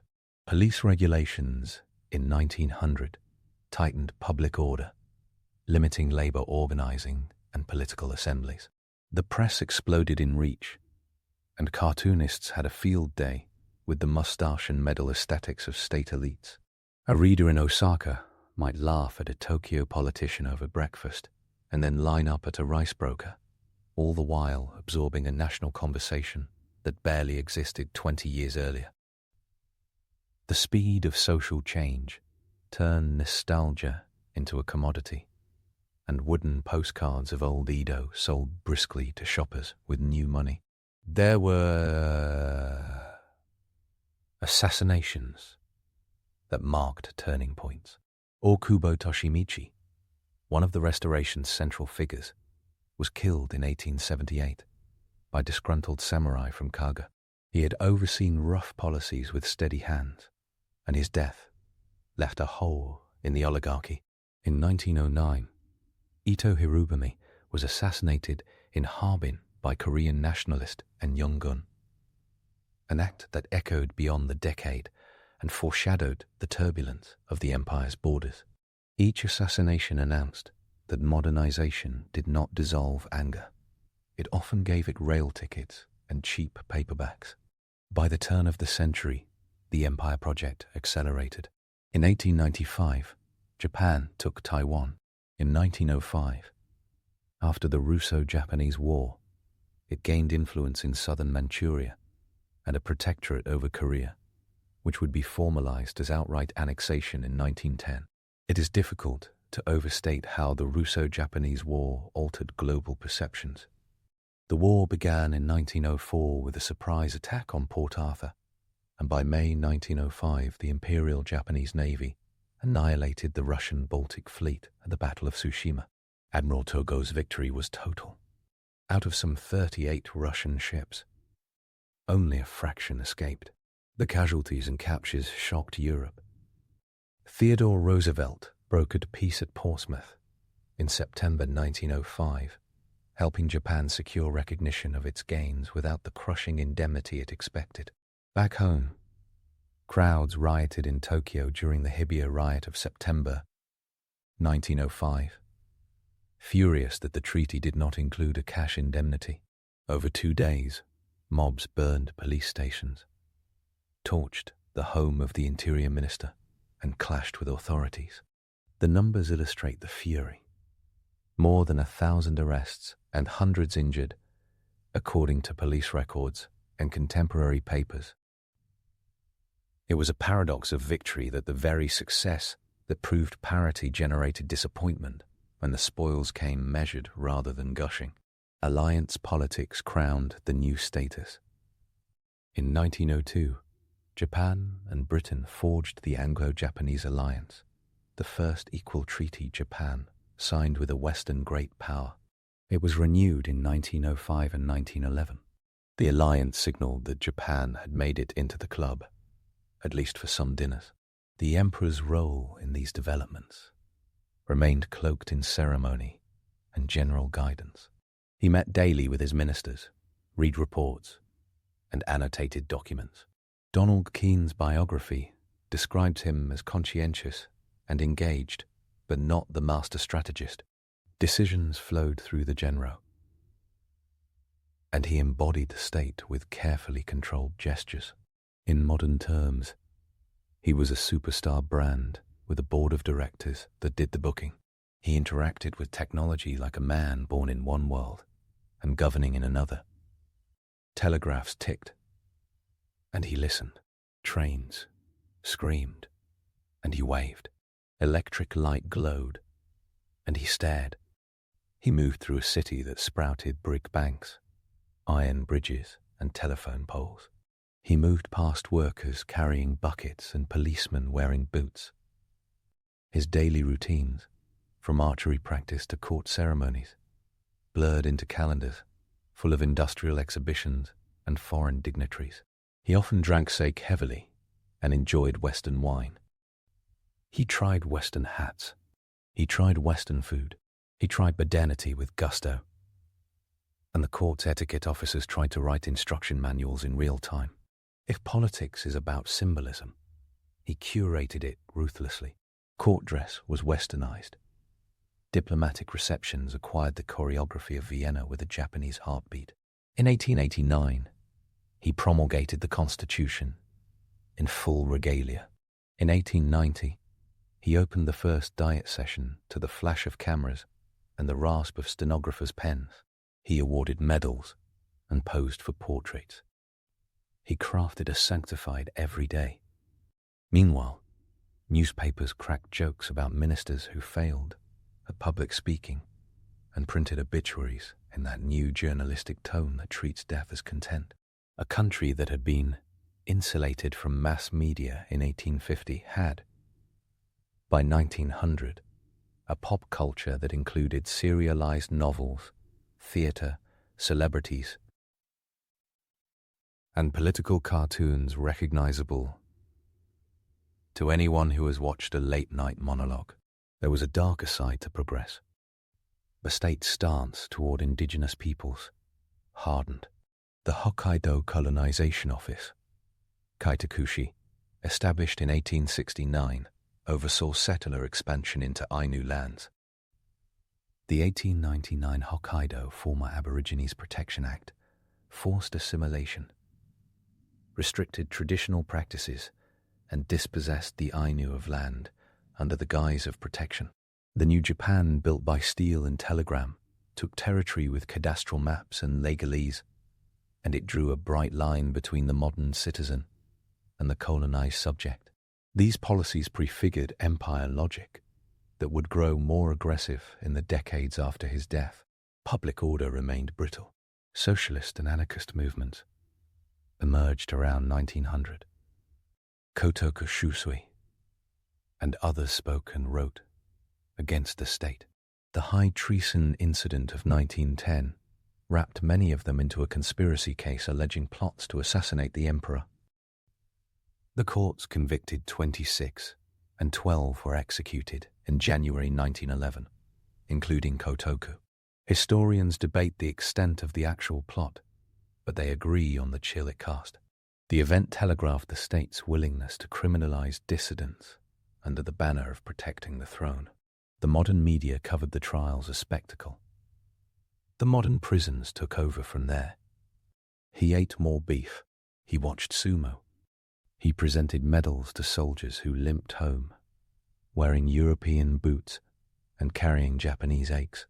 He held ceremonies for the dead of 1894, 95, and 1904. 05. A man who had been born into a shrunk cosmos ruled over an empire with telegraph wires leading to Taiwan and Korea. When he died on July 30th, 1912, the country paused longer than it had when any previous emperor died. His funeral procession in September wound through Tokyo like a moving monument. The Meiji Shrine, completed in 1920, grew from donations of over 100,000 trees collected from across Japan and overseas, an artificial forest that disguised its artificiality with splendid sincerity. People still walk through that quiet greenery and imagine the rustle of a once new nation. The myths about him remain enticing and require a few gentle pinpricks. He did not single-handedly modernize Japan with genius decrees. He presided while a class of reformers and bureaucrats engineered the changes. He was not a warmonger fashioning empires by force of personal will. He embodied a momentum that others drove, and he lent sacred energy to national projects that grew aggressive beyond his lifetime. He was not a mere rubber stamp either. Daily audiences, annotations in the margins of documents, and occasional interventions mattered, as Keen's archival work shows. The cult of personality around him was deliberate. It insulated ruling elites from democratic pressures and later gave militarists the constitutional ambiguity they needed to claim direct access to imperial will. His life had comic beats that revealed serious truths. The beef incident spotlighted cultural taboos colliding with policy. The calendar switch proved that modernization could be opportunistic and thrifty. The haircut spread like a meme and made a generation's identity crisis visible on mirrors. The sword ban churned out umbrellas and existential dread. The first train ride made science look like theater.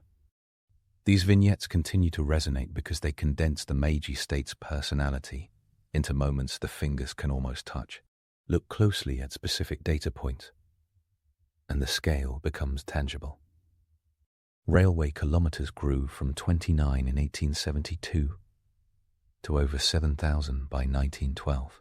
Primary school attendance climbed so high that illiteracy became a stubborn leftover rather than a dominant fact. The number of conscripts rose with each class until the army became a national institution. The indemnity from China after 1895, roughly 200 million taels of silver, poured into Japan's treasury and got transmuted into warehouses, warships, and steel beams. The Battle of Tsushima saw the Russian side lose or capture the majority of its fleet, with over 5,000 casualties and thousands of prisoners. Newspaper circulation soared into the hundreds of thousands, with penny papers like the Yomiuri reaching readers who could barely afford the time to read them. Numbers abandoned the rarefied world of official ledgers and became part of everyday conversations. His private life carried anomalies that anchor him to the flesh. He married Empress Shokane, Haruko, in 1869.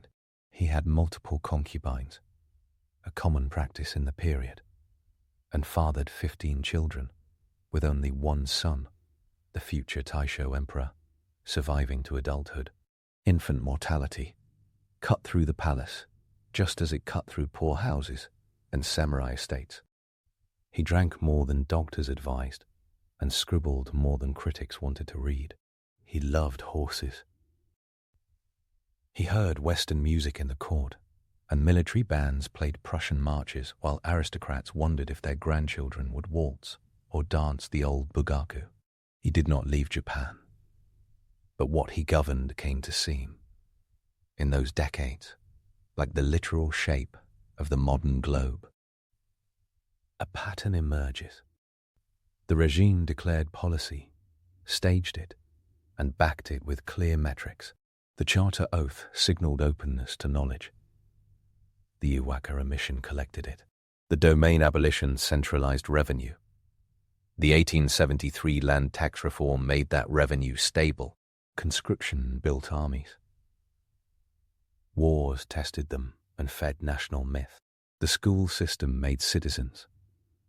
The rescript told them what citizenship felt like. Treaty revision promised equality. The Anglo-Japanese Alliance and Portsmouth Treaty delivered recognition with caveats. Industry demanded savings and discipline. Matsukata and the Bank of Japan, established in 1882, delivered the deflation, then the gold standard in 1897, and the discipline, shrinking the money supply like a suit someone older had ordered. Every policy had texture and consequence, sometimes comedic, often brutal. If governance is timing, he aged alongside a tempo that quickened each year. When he was born, samurai swords were still legal daily wear. When he died, Tokyo had electrified neighborhoods, factory sirens, and tram lines. The factories that sprang up under his flag used female labor heavily. By the early 1900s, vast percentages of the industrial workforce in textiles were women, who endured long hours and poor conditions, but earned wages that could alter family fortunes. The social historian E. Patricia Tsurumi's work on Factory Women illuminates that less polished underside of industrial romance. These were the hands that twisted silk into export statistics, and the state's mythology did not feature them as protagonists, even as it drew taxes from their wages. The contradictions became a signature. Liberal promises decorated conservative structures. The Constitution promised rights, but wrapped them in caveats. Political parties were permitted, then harassed. Newspapers flourished, then faced laws that narrowed their freedom. Religious freedom was proclaimed, then trimmed by administrative preferences that elevated state Shinto as civic ritual while watching Buddhism and Christianity warily. The emperor smiled from photos, and the police opened files. The nation raced forward, tripping when the pavement did not keep up. He learned to ride the new symbol of time, the train. He learned to enjoy the new symbol of taste, the steak. He learned to wear the new symbol of authority, the European uniform. He learned to give old symbols new meaning, as when he presided over Shinto ceremonies with a cosmopolitan court orchestra tuning instruments imported from France. He did not write a manifesto explaining how to modernize Japan. He wrote poems about waves and ran a court that nodded toward Berlin while bowing to east. The men who drafted tax codes under him cited French and German models with a matter-of-factness that now counts as global rationality. At the same time, he tried to keep the court's ritual calendar intact enough to satisfy ancient expectations. The entire project often looked like a man trying to ride two horses at once and somehow not falling off. Critics exist across time. Conservatives of the 1870s warned that cutting hair and eating meat would corrupt morals and invite divine retribution. Radicals of the 1880s complained that the Constitution kept too much power in unelected hands. Socialists around 1900 accused the state of using modernization to lock in class rule. Nationalists after 1895 demanded a stronger fist abroad. He was the lightning rod for all of it. The point of a monarch in a modernizing state is to absorb thunder and radiate calm sunshine. He did that. He also presided over ceremonies for the dead of Korea without going to Korea, which would be annexed in 1910 through legalistic maneuvers that did not require imperial sightseeing. The annexation of Korea came through the Japan-Korea Annexation Treaty, signed in August 1910, after years of protectorate control from 1905 onward. The Korean monarchy was dismantled, and administrative control shifted to the Governor-General of Korea. At home, cheers and grumbles alternated, depending on whether one read the empire as vindication of power or as a budgetary headache. Reading the era's source material is like opening a cabinet of curiosities. There are imperial edicts written in classicizing prose that talks about benevolence and duty. There are diet transcripts where men who have learned parliamentary manners from German textbooks suddenly discover the joys of filibuster. There are travelogues by Iwakura mission members, marveling at factories and schoolhouses. There are police reports cataloguing seditious meetings. There are photographs that turn a man into symbol with each exposure. The historian Donald Keynes' 200-page biography, Emperor of Japan, Meiji and His World, makes a persuasive case for a ruler who was neither puppet nor dictator, but something more interesting.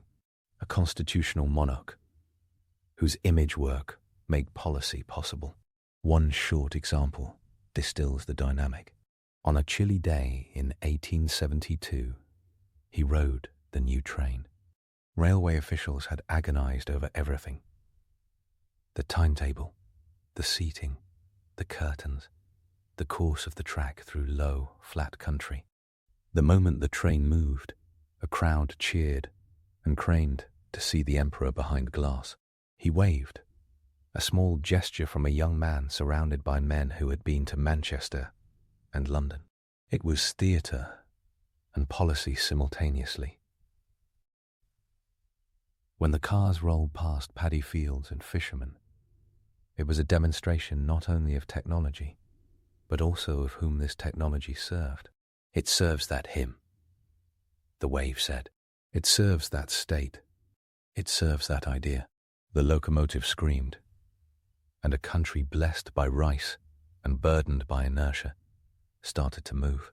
By the time he died in 1912, Japan ranked as a great power in the eyes of many observers. It had beaten one Asian empire and one European empire in war. It had renegotiated treaties and signed alliances. It had built a navy of steel and a government of paper that together projected force and law. It had torn down feudal domains, invented ministries, and risked riots over hair regulations. It had opened schools and closed mouths. It had grown new elites who spoke legal German, and eventually new radicals who read Marx in translation. It had built textile mills filled with teenage girls, and steel mills roared by men whose grandfathers had carried spears. It had created a cult of imperial unity that stitched a diverse archipelago into a nation-state strong enough to later do terrible things. His reign is not a morality play with a neat ending. It is a story of statecraft mixed with branding, violence mixed with ceremony, poetry attached to policy, and modernization pursued with the speed of panic and the deliberateness of ritual. Even the calendar switch reads, like the punchline to a joke, democracy did not get to tell. The emperor tried on a hat and a mustache, and then a constitutional robe, and then died as the last breath of a certain optimism. The Taisho era after him brought noise, parties, and then storm clouds, and the Showa era after that brought catastrophe. Historians debate how much of that was baked into the Meiji cake. Some argue that the imperial prerogatives in the 1889 constitution made militarist takeover easier later. Others note that Meiji Japan also seeded robust private institutions, civic groups, and a capacity for reform that would return in the 20th century's latter half. The argument continues, which is the healthiest sign that history still matters. The humor in his life is not slapstick, but irony shaved with a good razor. The cutting of hair changed the nation's face. The eating of beef brought the nation's stomach into politics. The ban on swords made umbrellas poignant. The schedule of schoolchildren became a moral liturgy. The moustache became patriotic decor. The modern state, in the end, is a collection of very specific decisions made by people who then pretend those decisions are timeless. Emperor Meiji's era made that pretense possible in Japan, and did so with more speed and fewer collapses than many contemporaries thought plausible. The next time a photo of him surfaces, the one with the elaborate uniform and the burnished medals, picture the young man who took a first train ride and tasted beef while monks shouted outside. Picture the policy meetings conducted in rooms that smelled like ink and new wood. Picture the poems scribbled at night after public ceremonies turned back into private breathing. Picture a strategy that involved turning a human into a national mirror. History is rarely tidy. This life turned chaos into choreography and called it modernization with a straight face and a very well-trimmed mustache. He is rightly associated with slogans that still stick: Boname Kaika, civilization and enlightenment. Fukoku Kyohei, rich country, strong army. Those slogans were the hashtags before hashtags, concise marketing for complex programs. The genius of the era was to roll them out in sequence with measurable results. Telegraph lines installed, postal routes extended, Schools built, factories privatized, currency stabilized, railways expanded, treaties revised, wars fought and, disastrously, wars made addictive. An emperor oversaw it all, carefully in public and often personally curious in private.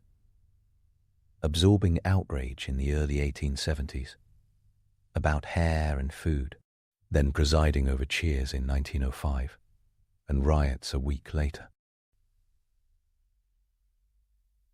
He left a nation better educated, better armed, more industrialized, and more unequal in new ways. He left a constitution that lasted until 1947. He left a state that would, after his death, both democratize and militarize in sequence, using tools he helped forge. He left a shrine in a forest that did not exist before donors planted it to honor him. He left thousands of poems and too few answers. That is all right. The answers in his era often came after a bureaucrat's memo and before a country's roar, and the man at the center kept his place by never needing to explain too much. The modern world does not usually allow that. Meiji Japan did. For readers who like footnotes as much as folksy anecdotes, the receipts exist. Donald Keene's Emperor of Japan, Meiji and His World, Andrew Gordon's A Modern History of Japan, Marius Janssen's The Making of Modern Japan, Carol Gluck's Japan's Modern Myth, and Mark Ravina's To Stand with the Nations of the World. Each map the terrain with different lights. They agree on the central points. He was a figurehead with agency, a poet with paperwork, a body onto which a new state projected electricity. The rest, including the stake and the train and the haircut, are the scenes that make the lesson stick. He learned early that ruling a modern country is an exercise in teaching it how to feel modern. It hurts at first. It gets thrilling. It gets dangerous. It ends, for everyone, with a funeral that pretends the story contained the man and not the other way around. On July 30th, 1912, the man ended. The story did not. And now let's continue with our next story. Wyatt sucked to be a medieval candle maker. You wake up before the curfew bell stops ringing because the city still thinks open. Flames are cute until they burn half the neighborhood down. The air sits thick with the smell of boiled beef fat from yesterday, a smell that seeps into your hair, your clothes, your soul. You are a tallow chandler in the later Middle Ages, somewhere between the 1200s and 1400s, and your perfume is eau de dead cow. The entire street knows it. You start to wonder. Municipal records know it. The London Assize of Nuisance, compiled between 1301 and 1431, spends pages complaining about trades like yours, spreading fetid stench next to respectable people's homes. The neighbors loudly pretend you do not exist, then buy your candles anyway because nobody likes walking into a chamber pot in the dark. There are two worlds of candle making in medieval Europe, and you drew the short wick. Beeswax chandlers work with golden, sweet-smelling material that burns with a clean flame. Tallow chandlers work with animal fat and constant resentment. Beeswax belongs to cathedrals, abbeys, and people with rings on every finger. Tallow belongs to everyone else's headaches. The price gap is not a rumor. Beeswax often sells for 5 to 10 times the cost of tallow, and that ratio shows up in town records, church accounts, and market listings across Europe. The Worshipful Company of Wax Chandlers in London eventually receives a royal charter in 1484. Your people, the tallow crowd, get a charter in 1462. That hierarchy is visible in the regal paperwork, and even more visible in the noses of anyone who walks past your shop. You think in pounds and stones. The butchers think in carcasses. Your raw material is suet. Hard fat cut from around the kidneys of cattle and sheep, delivered in sacks that always feel colder than they should and smell worse than anyone deserves. Sweat melts clean compared to some fats, which is why you fight the butchers for it. The trade ordinances fight you both. Paris's Livret des Métiers, compiled by the provost Etienne Boileau in the 1260s, lays down rules for chandeliers de suif, chandlers of suet, in careful, blunt language. No cheating on measures. No mixing wax and tallow when selling to the church. No filth in your fat. The book reads like your to-do list, with a hangman's noose hung at the bottom. The calendar controls your fate. Candlemas, on the 2nd of February, drives a seasonal demand spike that no spreadsheet could love. Parish churches expect fresh candles for blessing and distribution. Households want them for the long winter evenings. That means every winter you boil, skim and dip until your hands look like cracked leather. Monastic accounts in England, France, and the German lands routinely list wax in the hundreds of pounds for the candle-stuffed liturgy calendar. The paschal candle alone in major churches is enormous, and tallow for everything from dormitory lights to the infirmary.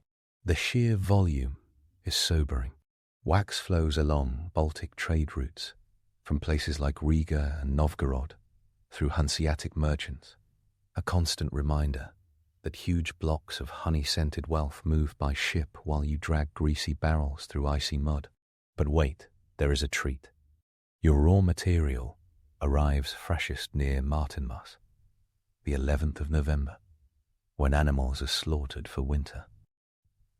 Slaughter season turns your workshop into a furnace of activity. Barrels come in, and the whole block turns hostile. Town ordinances shove tallow rendering to the fringes. For exactly this reason, people can smell your profession before they see you. They notice when you add anything you should not. They notice when the smoke gets thicker. They notice when their tapestries turn grey.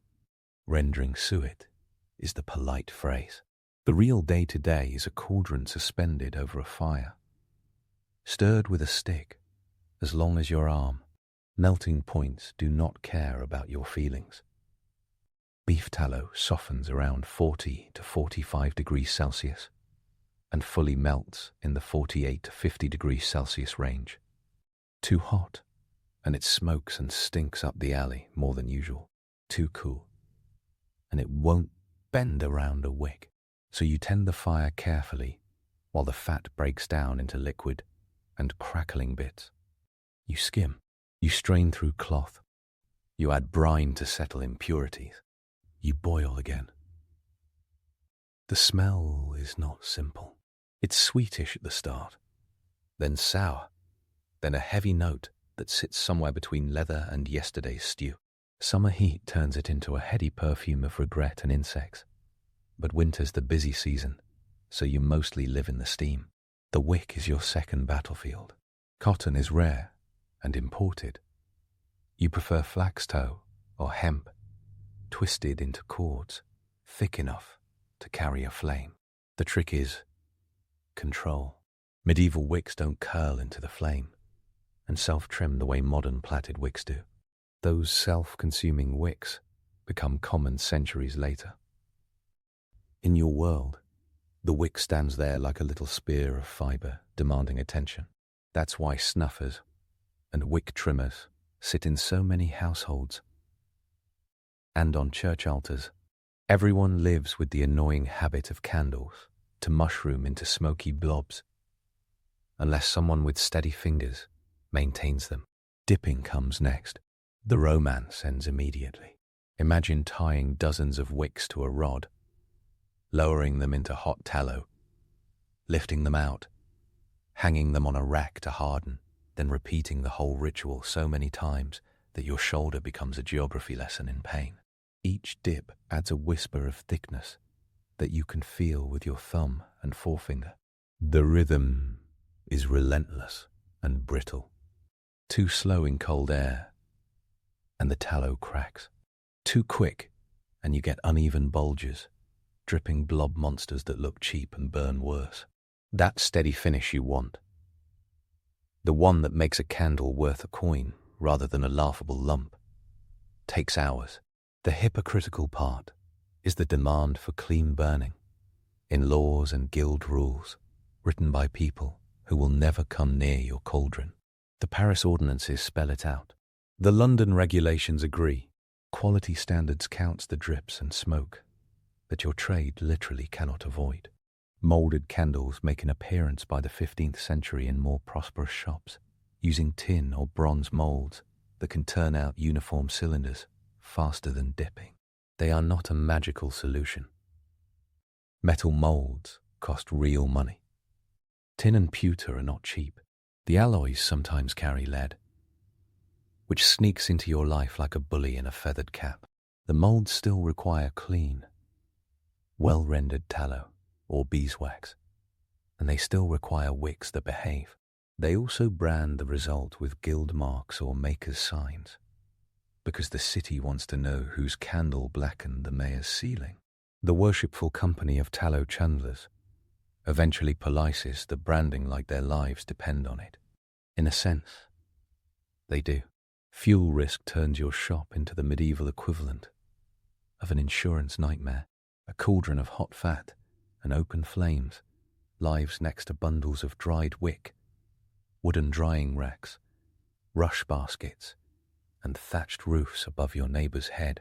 Fire safety technology of the 14th century consists of cover the flame when the curfew bell rings and hope the watch notices in time. London burns in spectacular fashion in 1212. Paris does the same over and over, and your shop sits in the crosshairs every time the wind picks up. Municipal records constantly repeat, do not melt fat here, do not boil pitch there, and chandlers and soap boilers are the reason those lines get copied by bored clerks with inky fingers. You read ordinances in the Liber Albus, compiled 1419, that might as well put your name on a list. The loop between we need light and fire kills cities never stops spinning.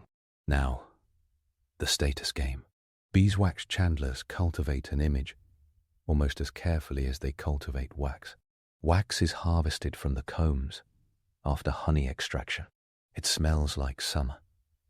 It burns bright, steadier than tallow, with minimal smoke.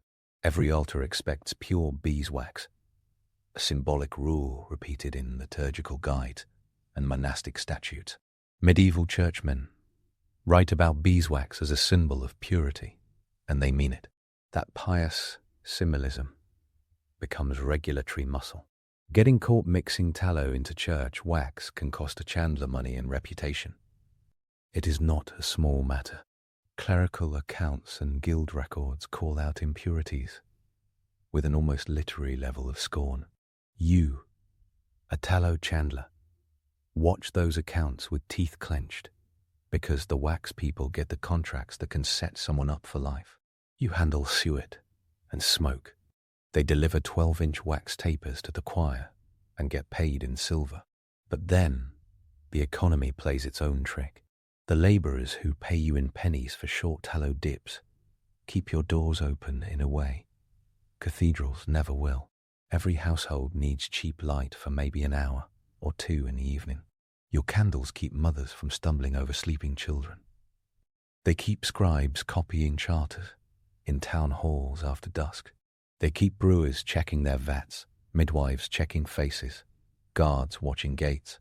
The state insists on light as a matter of security.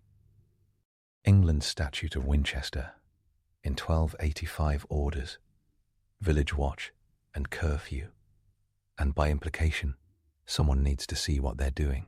You sell being able to see, not perfection, and the city buys that in bulk. The labour is not clean. Bleaching tallow is optimistic. You can wash freshly rendered fat in brine, boil it again, and set it to cool in shallow pans until it forms white cakes. That helps, but it never approaches the pale glow of bleached wax.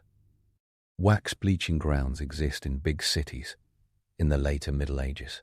Wax is spread thin on cloth and exposed to the sun for days, sometimes weeks, the ultraviolet light teasing out that creamy color people pay for. Tallow does not respond kindly to that treatment. You keep it in barrels, in a cool corner. You cover it with cloth because flies find it irresistible. Rats adore you. Dogs adore you. Even when the lid is on tight, the scent will tell every animal in the ward what you do for a living. Your hands keep score. Lye burns raw lines in your skin. Ashes from the hearth go into your lye, and lye goes into cleaning cloths and sometimes into soap, because tallow chandlers and soap boilers speak the same language. The two trades overlap so aggressively that in London the tallow chandlers oversee soap selling for stretches of the early modern era. The overlap starts in your century, the 1300s, because fat is fat.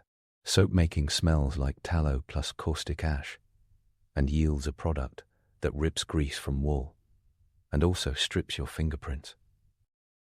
You use it to clean your counters. You never get clean enough to pass a nose test on market day. The economics of a single candle translate into hours of labor. Picture this with numbers. A chandler's bench holds candle rods strung with maybe 3 dozen wicks each. Each wick needs 10 to 20 dips to reach a thickness worth selling, depending on diameter. Each round of dipping takes a few minutes to sink, rise, and cool. Multiply by racks and the whole day vanishes into repetition. A single pound of good tallow makes a handful of useful household candles if you aim for something like 8-inch tapers, around a half-inch thick. A taller, thicker candle burns longer, but costs too much for most customers. Households stretch their light with rush lights, dried rushes dipped in tallow that burn in a few minutes like a guttering apology for a lamp. Great for lighting a staircase, terrible for reading. If a rushlight burns maybe 15 to 30 minutes depending on thickness and draft, then an evening takes several, plus a proper candle for anything meticulous. Every stage of that math puts coin in your apron pocket and ash on your walls. Even your trash becomes a commodity.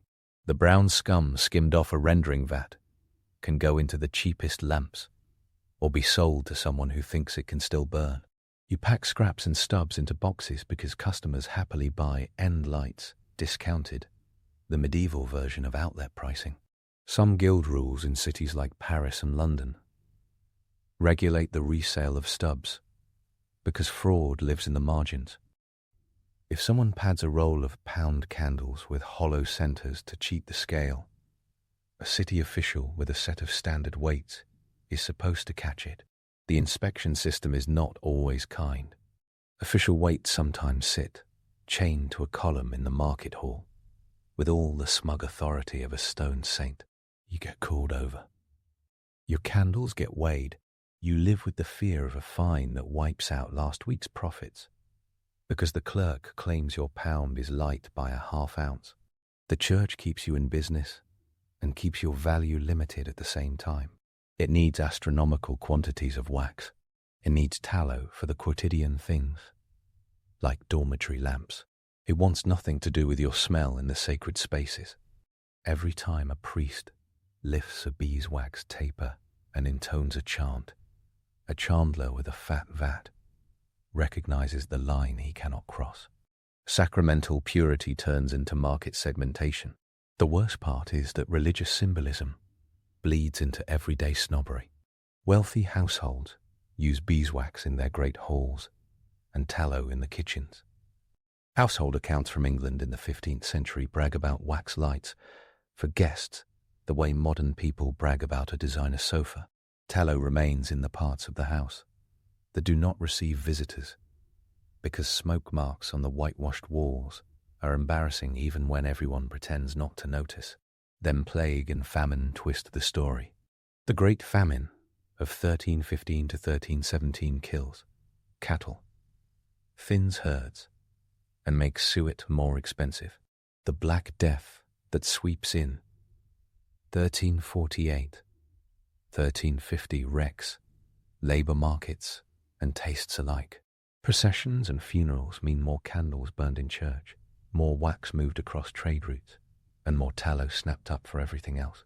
Contemporaries record bizarre shortages and price spikes for goods they never thought about deeply until they stopped arriving.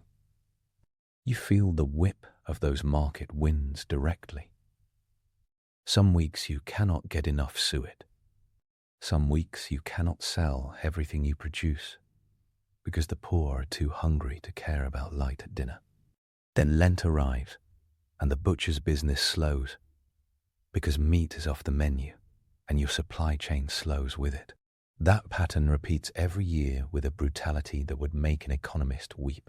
The legal side grows teeth as your trade matures.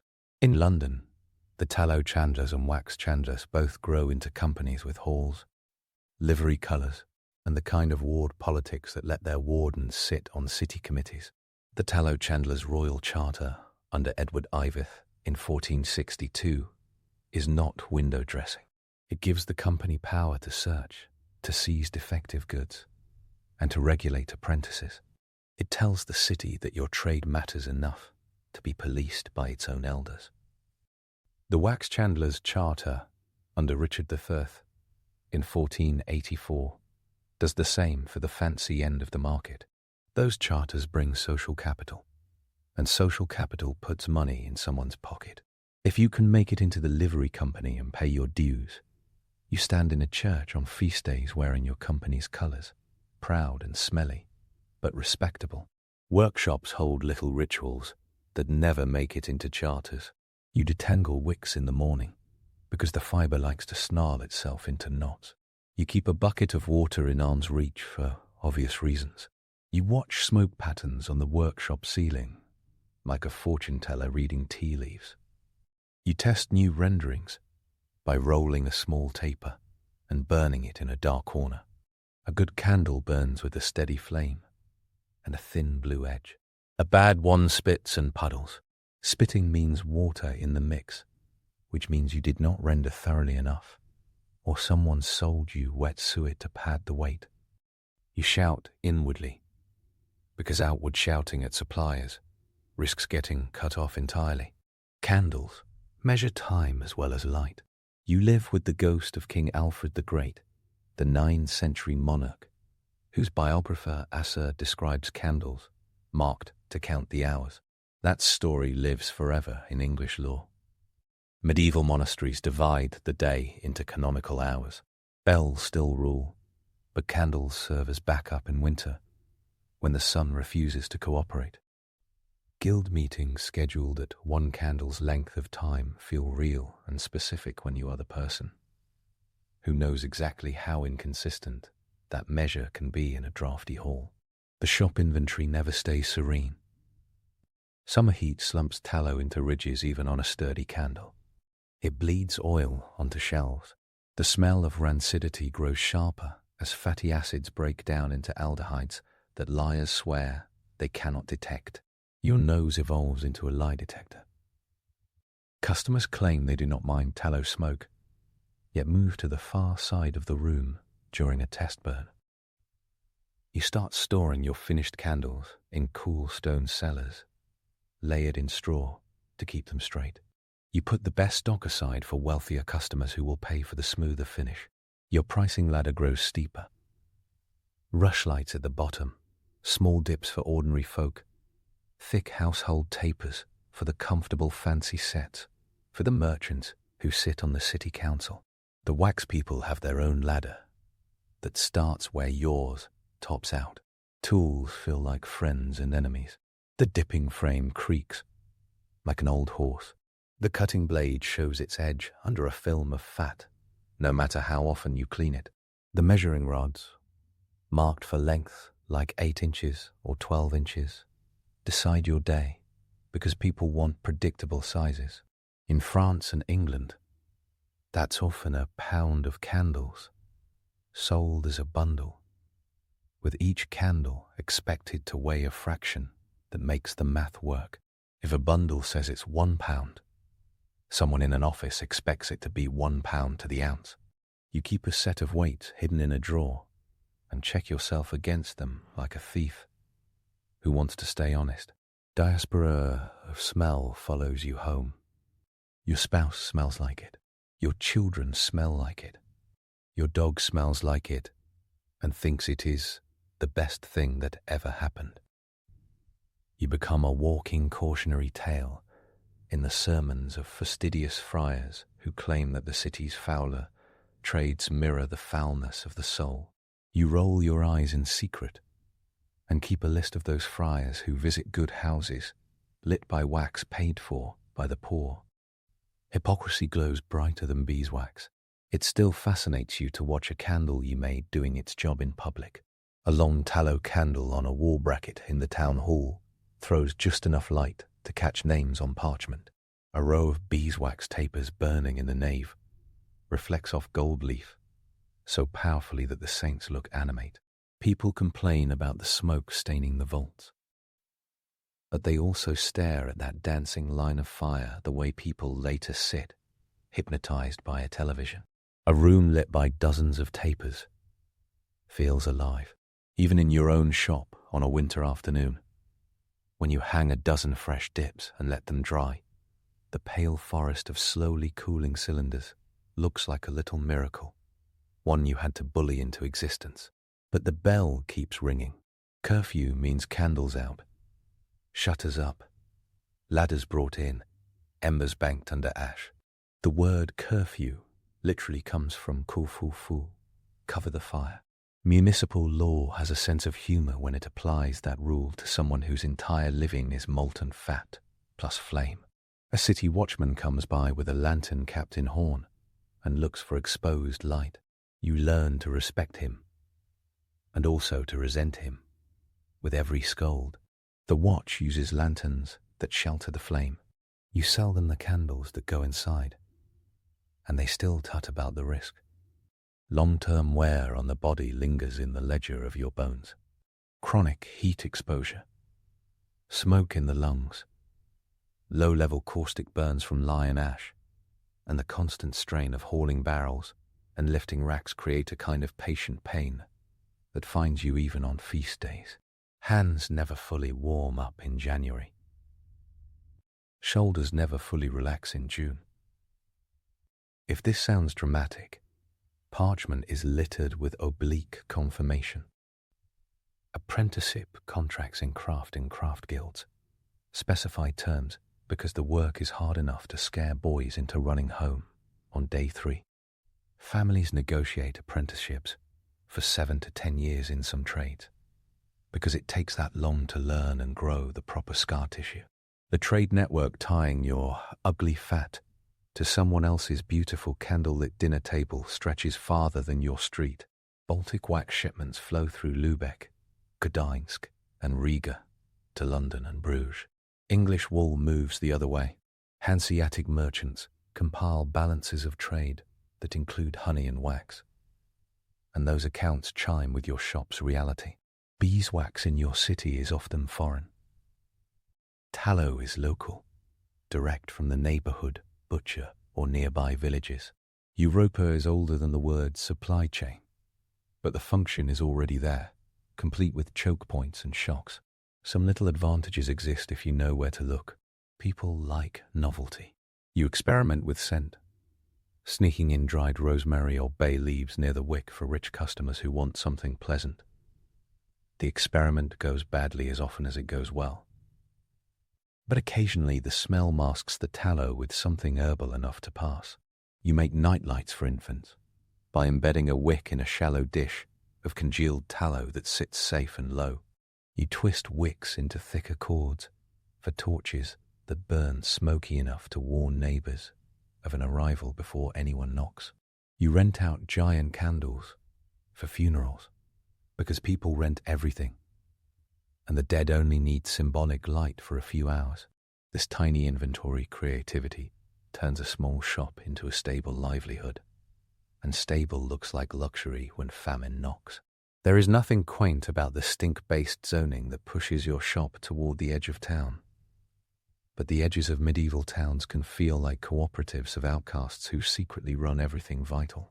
Tanners, fullers, soap boilers, chandlers, all the body-wrecking trades cluster near the rivers and windswept lanes. You share tools. You share water sources. You share finds. That shared fate forms alliances. People in the center of town who joke about the scent depend on your lighting when their loved one falls ill at midnight. Respect never arrives in speeches. It arrives in quiet coin and the unspoken habit of returning. The myth that medieval Europe glows with candlelight in every cottage melts quicker than tallow in July. Most people use the hearth and a rushlight when they can and go to bed earlier to save money. Candles burn for real tasks, then die. A single penny candle sounds cheap until you compare it to wages. In the 14th century, an English day labourer might earn 2 to 3 pence for a day. A pound of tallow candles could cost a penny or two depending on quality, which turns light into a budget decision. That drab arithmetic governs even those pretty scenes in manuscripts where a student reads by a candle. That student is rich, or on someone else's tab.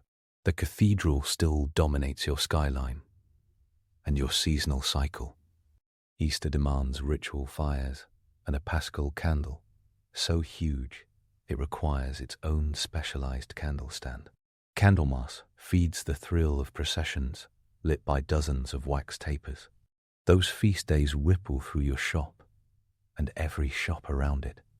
Weeks before Candlemas, beeswax chandlers work late, shaping neat bundles, tying cords, and counting out lots for parishes.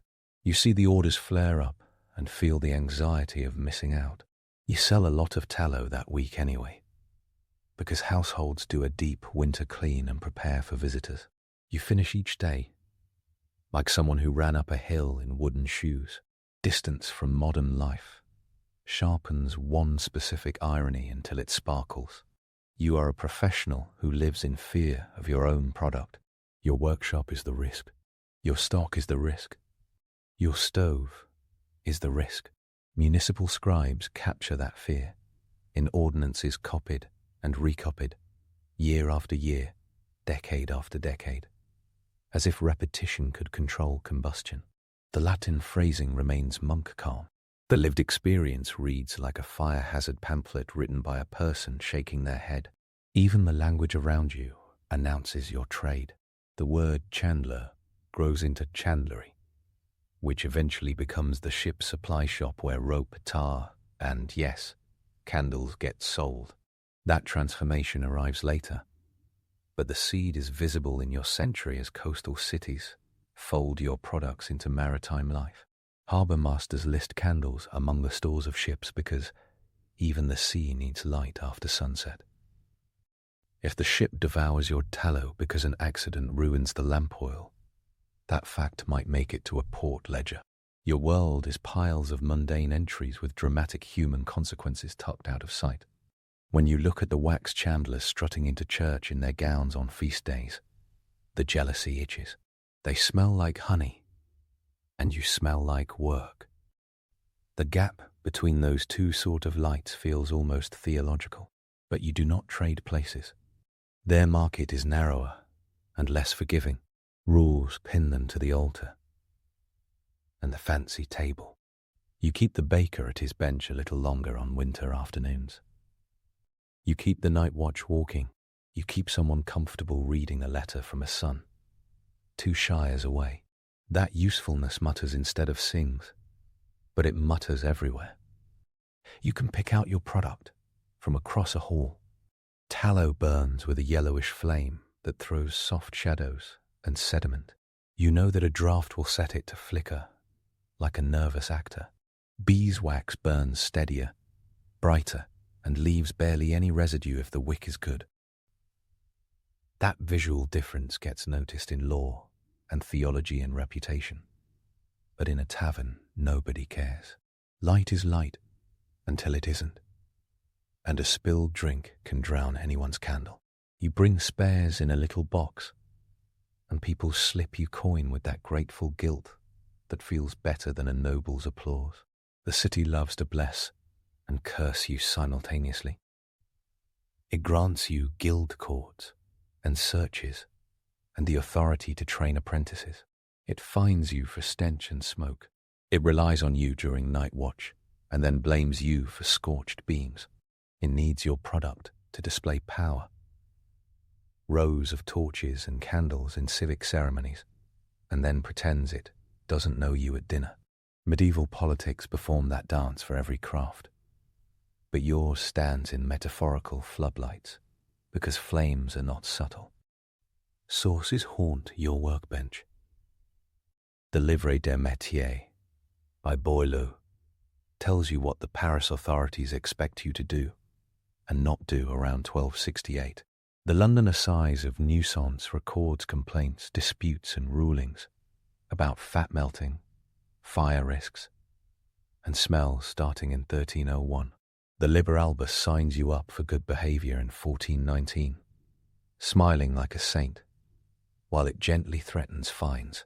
Company charters dated 1462 for tallow chandlers and 1484 for wax chandlers record the status play in ink. Asse's Life of King Alfred preserves a candle as clock story that becomes folklore. Hanseatic records demonstrate a Baltic wax highway long before someone writes a romantic poem about bees. You keep your own ledger, and it looks less grand, but equally permanent. On Thursday, you barter 6 small dips for a dozen eggs. On Friday, you sell a set of 12 tall household candles to a cloth merchant for 1 shilling, because his son is marrying, and he wants the hall bright. On Saturday, you accept a partial payment in honey from a villager who keeps bees. That honey takes the edge off your life, because bread dipped in honey tastes like civilization. That barter sits along coin transactions in your book, side by side like truthful friends. The craft carries its own legends and saints. St. Ambrose gets a beeswax connection. Candle processions anchor Candlemas liturgy. None of those saints clean your pans. That job belongs to you and an apprentice who will someday hate tallow as passionately as you do.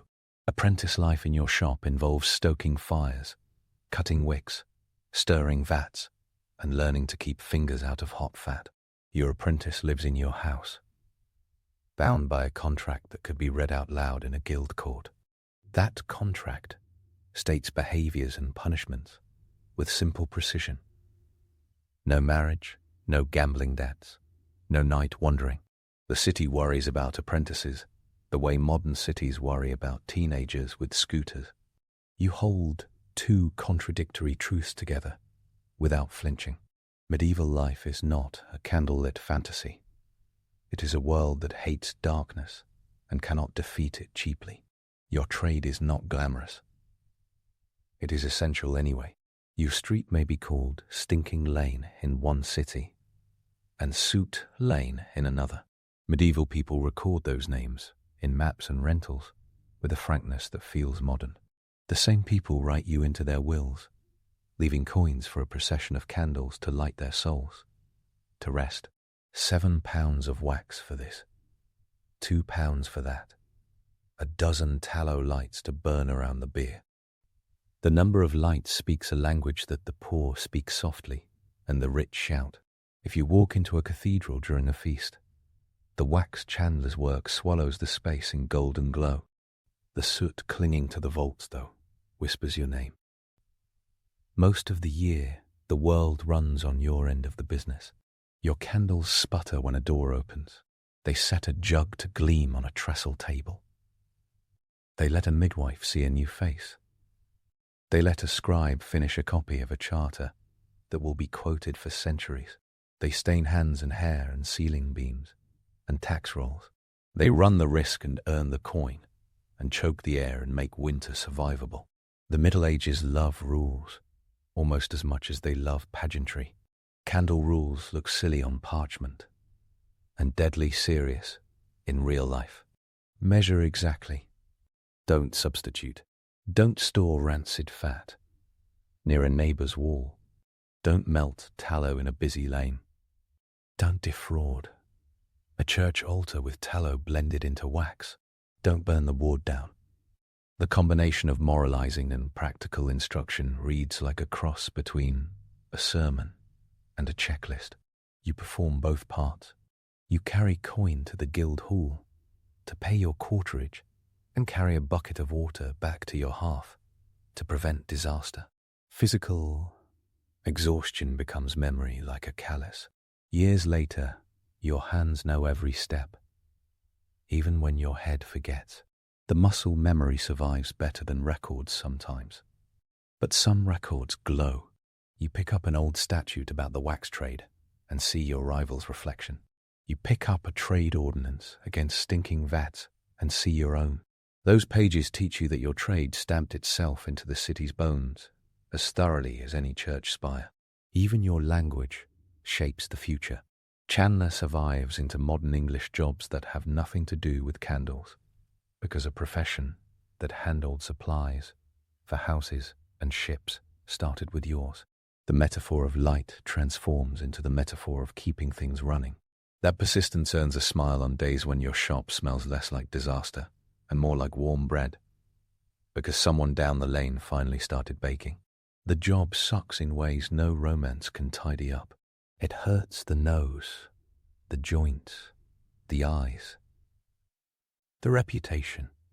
It also makes every other job possible after sunset, and half the jobs possible during winter afternoons. Your dirty trade layers meaning onto every lit moment in a century without electricity. Beeswax gets the poetry. You get the prose that people live by. They complain about your candles being smoky and then buy another bundle.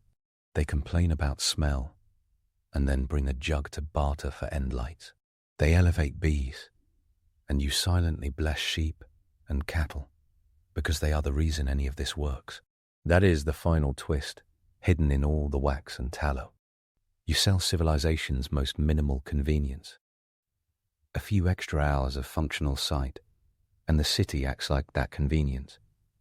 It's both a miracle and a nuisance. You keep the flame small enough to live with. You make it predictable enough to sell. You accept rules drawn up by people who love light and hate your contribution to it. You keep moving anyway.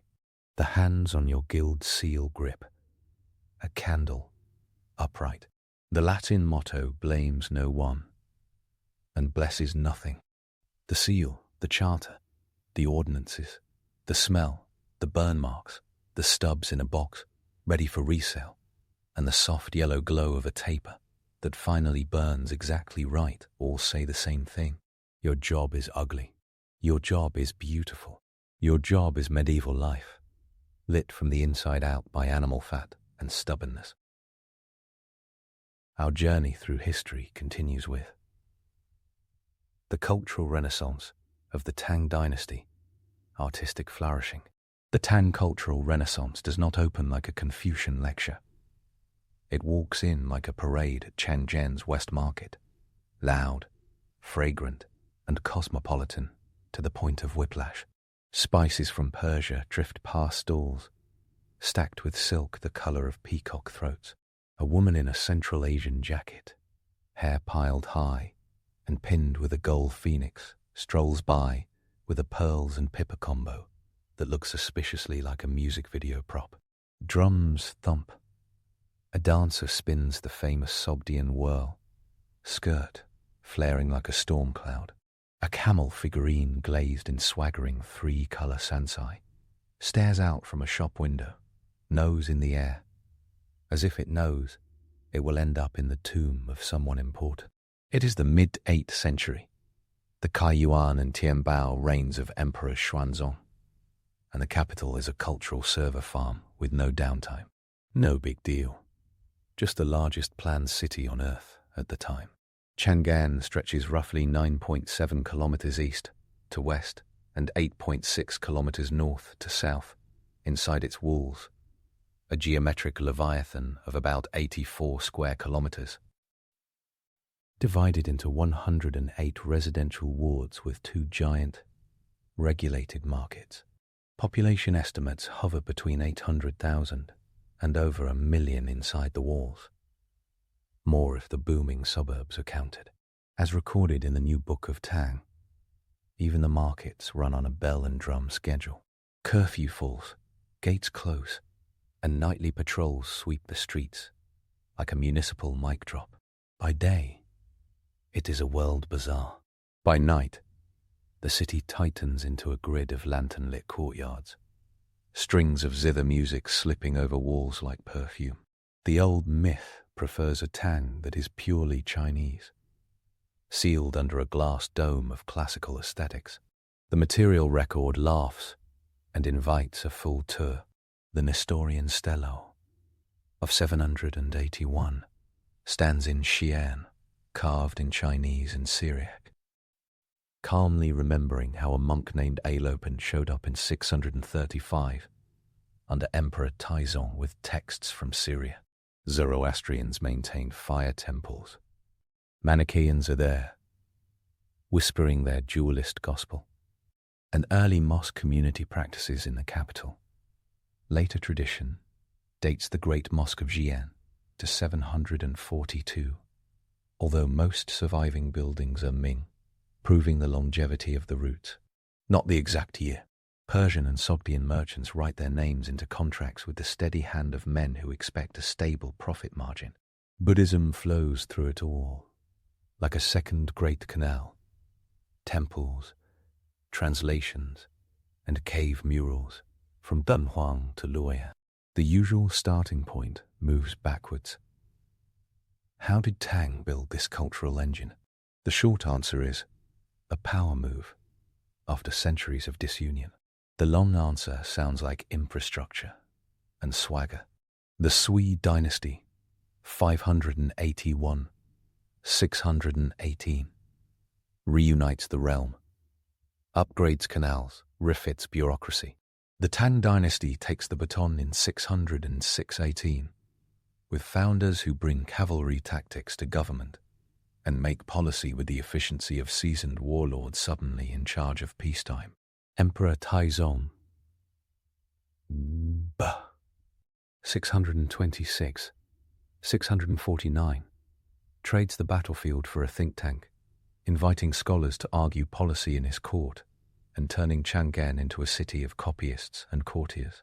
His spectacularly political portrait gallery, the portraits of the founding heroes in the Lingyan Pavilion, turns painting into a hall of fame that everyone can read.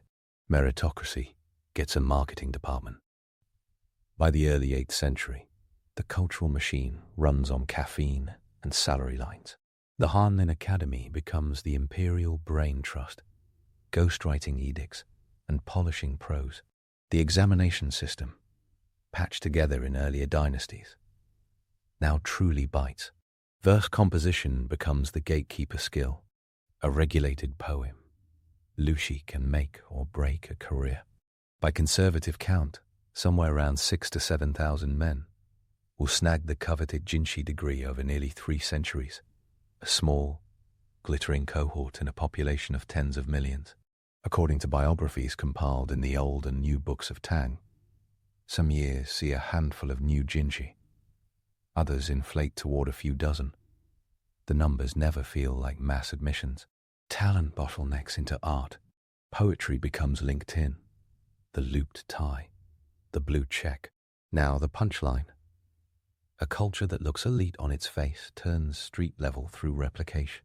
Paper is cheap, brushes are everywhere, and woodblock printing begins to spread. The earliest dated complete printed book in Chinese, the Diamond Sutra, shows up in Dunhuang in 868. Bearing a clear colophon of faith and production. Printing exists earlier on charms and small sutra pieces. Japan prints Dharani in the 770s. It still hits like a thunderclap. The Tang Empire does mass text nearly half a millennium before Gutenberg prints indulgences in Mainz. Not the same technology in all details. Obviously, the effect on reading ecosystems is similar. Buddhist monasteries churn out scriptures. Secular printers take notes. By the late Tang, the city of Chengdu hosts something like a commercial press scene, as indicated by surviving colophons and local records. Cheap print drives cultural reach like a hand-cranked amplifier. The soundtrack of this renaissance slaps. The Pear Garden, the imperial music and dance academy established by Emperor Xuanzong in the early 8th century, set standards that later theatre traditions revere. Pear Garden disciple becomes shorthand for a professional performer centuries afterward. Court orchestra lists read like a global playlist. Kucha melodies from the Tarim Basin, Persian tunes, Sogdian dances, Chinese ritual sets. The pipa, a short-necked lute with a Central Asian pedigree, rules the hour. Merrills at Dunhuang show performers playing pai behind the back, a flex recognizable in any guitar hero's bag of tricks. The Huxuan dance, a fast-spinning number from the western regions, whips elite banquets into a frenzy. Tang poems name-check the whirl the way modern reviews mention the chorus drop. That Song of the Piper, by Bai Juyi, composed in 816 while he's serving down in Xunyang, cements the instrument as the era's melancholy queen. He meets a master musician, hears her story of court glory and provincial decline, and writes a poem so precise about strings and technique that later piper manuals feel like footnotes. It's not a jam session. It's a disaster relief fundraiser of empathy, composed by a man who also lobbied for better governance of grain transport. The Tang doesn't separate aesthetics and administration. It hires poets as censors and expects them to count tax revenue between stanzas. Visual culture pulls off its own miracles. Wu Daozi, 680-759. The sage of painting occupies more legend than surviving canvas, but the legends carry specific address lines. He paints murals at Longxing Temple and imperial palaces. He steps up to a wall and sends ink flying in a single, living line. Critics call it one stroke that becomes law. Works vanish with centuries and fires, but echoes survive in steel rubbings and eyewitness praise recorded in Tang and later histories. Hangan, Ka, 706, 783 becomes the horse guy. Night shining white, now in the Metropolitan Museum, shows a single imperial charger rippling with tension, a creature that looks like a battle about to be fought. Zhou Fan, active late 8th, early 9th century, paints court ladies with coiffures like architecture, makeup decisive, and clothes soft as smoke. Wan Wei, 699, 761, bridges painting and poetry in a way that later literati worship. His landscapes dissolve distance into wash and emptiness, ink supplying silence the way a drum stroke supplies rhythm. Calligraphy becomes a battlefield with no casualties and permanent victories. Ouyang Su, 557, 641, turns regular script into a drill sergeant's dream. His Jucheng Palace, stele of 632, is crisp enough to shave with. Chu Suiliang, 596, 658, brings grace and tensile strength. Then Yan Jianqing, 709-785, arrives like a storm. He writes the draft of a requiem to my nephew. Around 758, an autographed hurricane of grief after rebellion and death.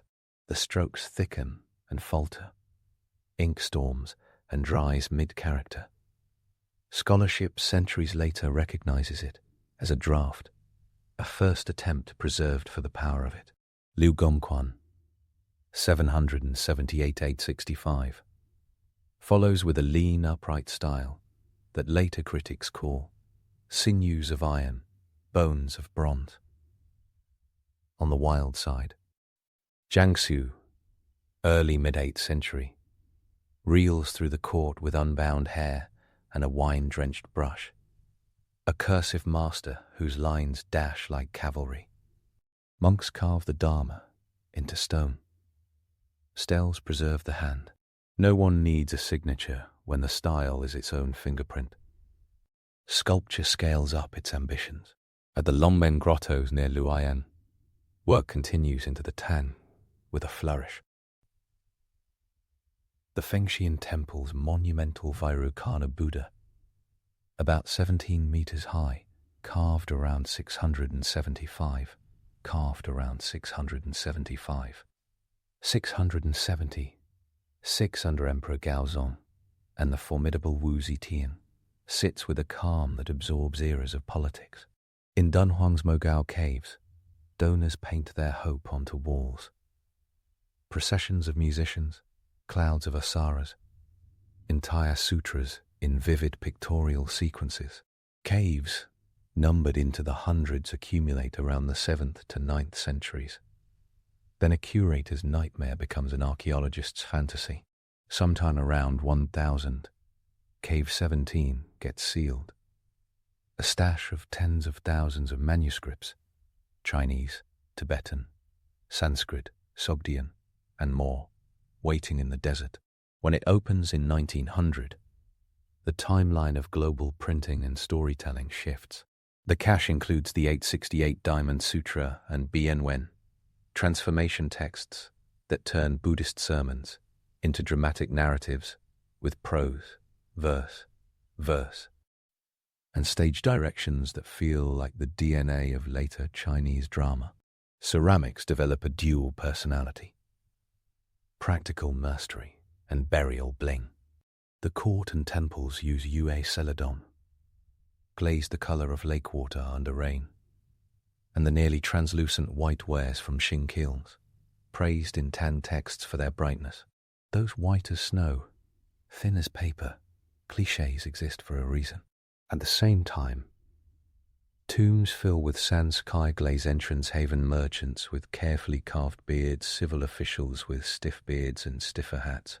3 colors: amber, green, cream, bleed into each other on the ceramic surface, like sugar syrup on pastry. Across the sea lanes, Changsha kilns in Hunan export hand-painted stoneware, with splashes of iron brown and copper green, sometimes with Arabic phrases brushed on. The Belatong shipwreck, an Arabian dhow found off Indonesia, and dated around 830 by coins and kiln marks, surfaces in 1998 with a cargo of about 60,000 pieces, mostly Changsha ware, plus some elite court gifts. It reads like a customs ledger for the Indian Ocean network. This is not a village economy sending up a prayer. It's a wholesale order shipping to the Abbasid world. Tea culture sharpens its taste buds under Tang attention. Lu Yu. SARS. 704 writes the classic of tea around the 760s. 13 chapters on botany, water, tools, and brewing technique. He ranks water with terrifying specificity, favoring mountain springs over rivers, rivers over wells. Tea is still compressed cake boiled with salt or onions in some regions. The flavor is austere and bracing, the opposite of dessert. Excavations at Feynman Temple's underground palace, sealed in 874, produce a list of imperial offerings that reads like a ritual kitchen inventory, complete with tea sets and silver utensils. The temple claims to house a fingerbone relic of the Buddha. Emperors send incense, silk, and tea the way donors click recurring monthly contributions. A religion of compassion becomes a driver of culinary precision. The story of the Tang's artistic flourishing needs its own fact-check desk, not to ruin the fun, but to keep the spark real. Footbinding is not a Tang mainstream fashion. That practice emerges in the late Tang 5 Dynasties period and expands in the Song, especially among urban elites. Tang women appear in paintings with natural feet and bold outfits, sometimes men's riding gear, sometimes deep décolletage gowns, sometimes billowing robes. The curve toward plump beauty is visible in Zhou Fang's paintings and in poetic praise of full figures, but it is not a universal ideal, just a prominent trend in elite circles at certain times. Li Bai does not only drink and scribble, he writes with technical finesse and an eye for rhetoric that wins top-tier praise in early anthologies.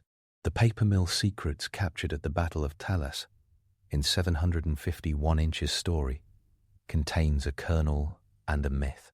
Chinese paper is old by then.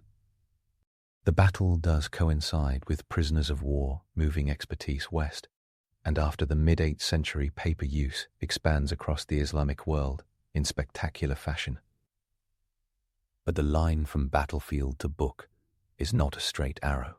The poets are the engine everyone loves to watch. They become names that survive disasters.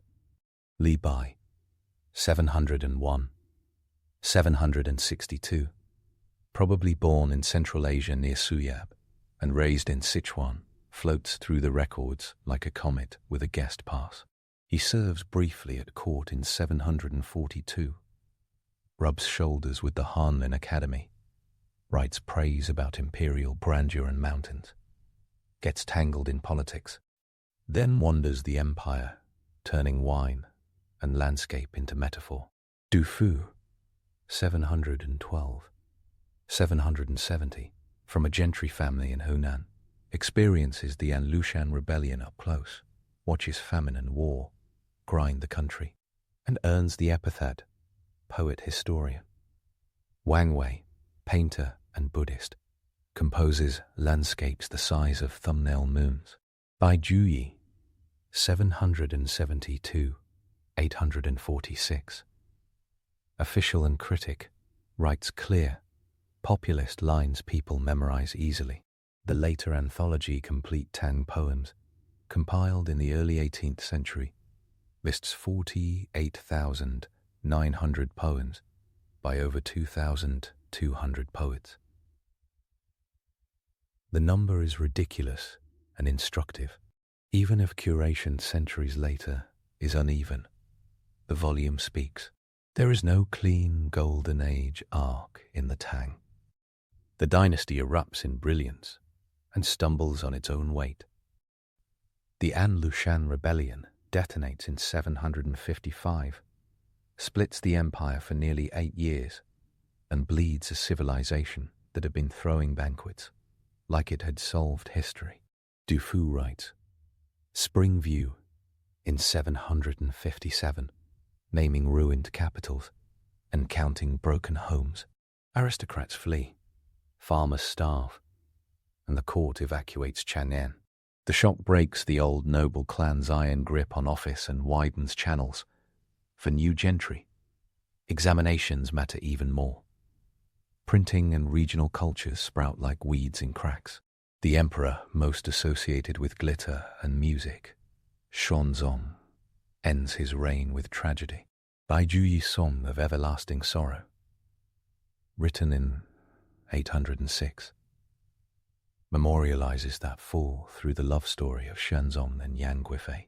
It becomes a cultural echo so strong that later theatre loops it into a permanent revival. Religious policy shifts everything again.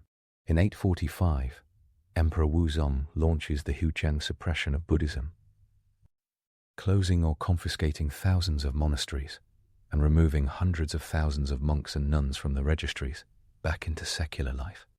The numbers come from edicts preserved in the compendia.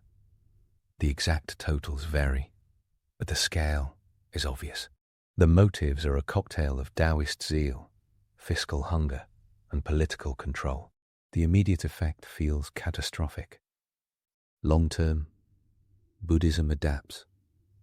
Chan and Pure Land continue. Art shifts patronage, and religious stories wander further into popular culture. Monasteries re-emerge in the late Tang and 5 dynasties. The Dunhuang caves keep receiving paintings into the 10th century. Cultural systems move around, pressure, like water finding the lowest point. Meanwhile, the capital keeps broadcasting taste. The West Market becomes an Instagram without phones. The East market services the palace's daily needs, while the West handles imports, curios, and high-end flex.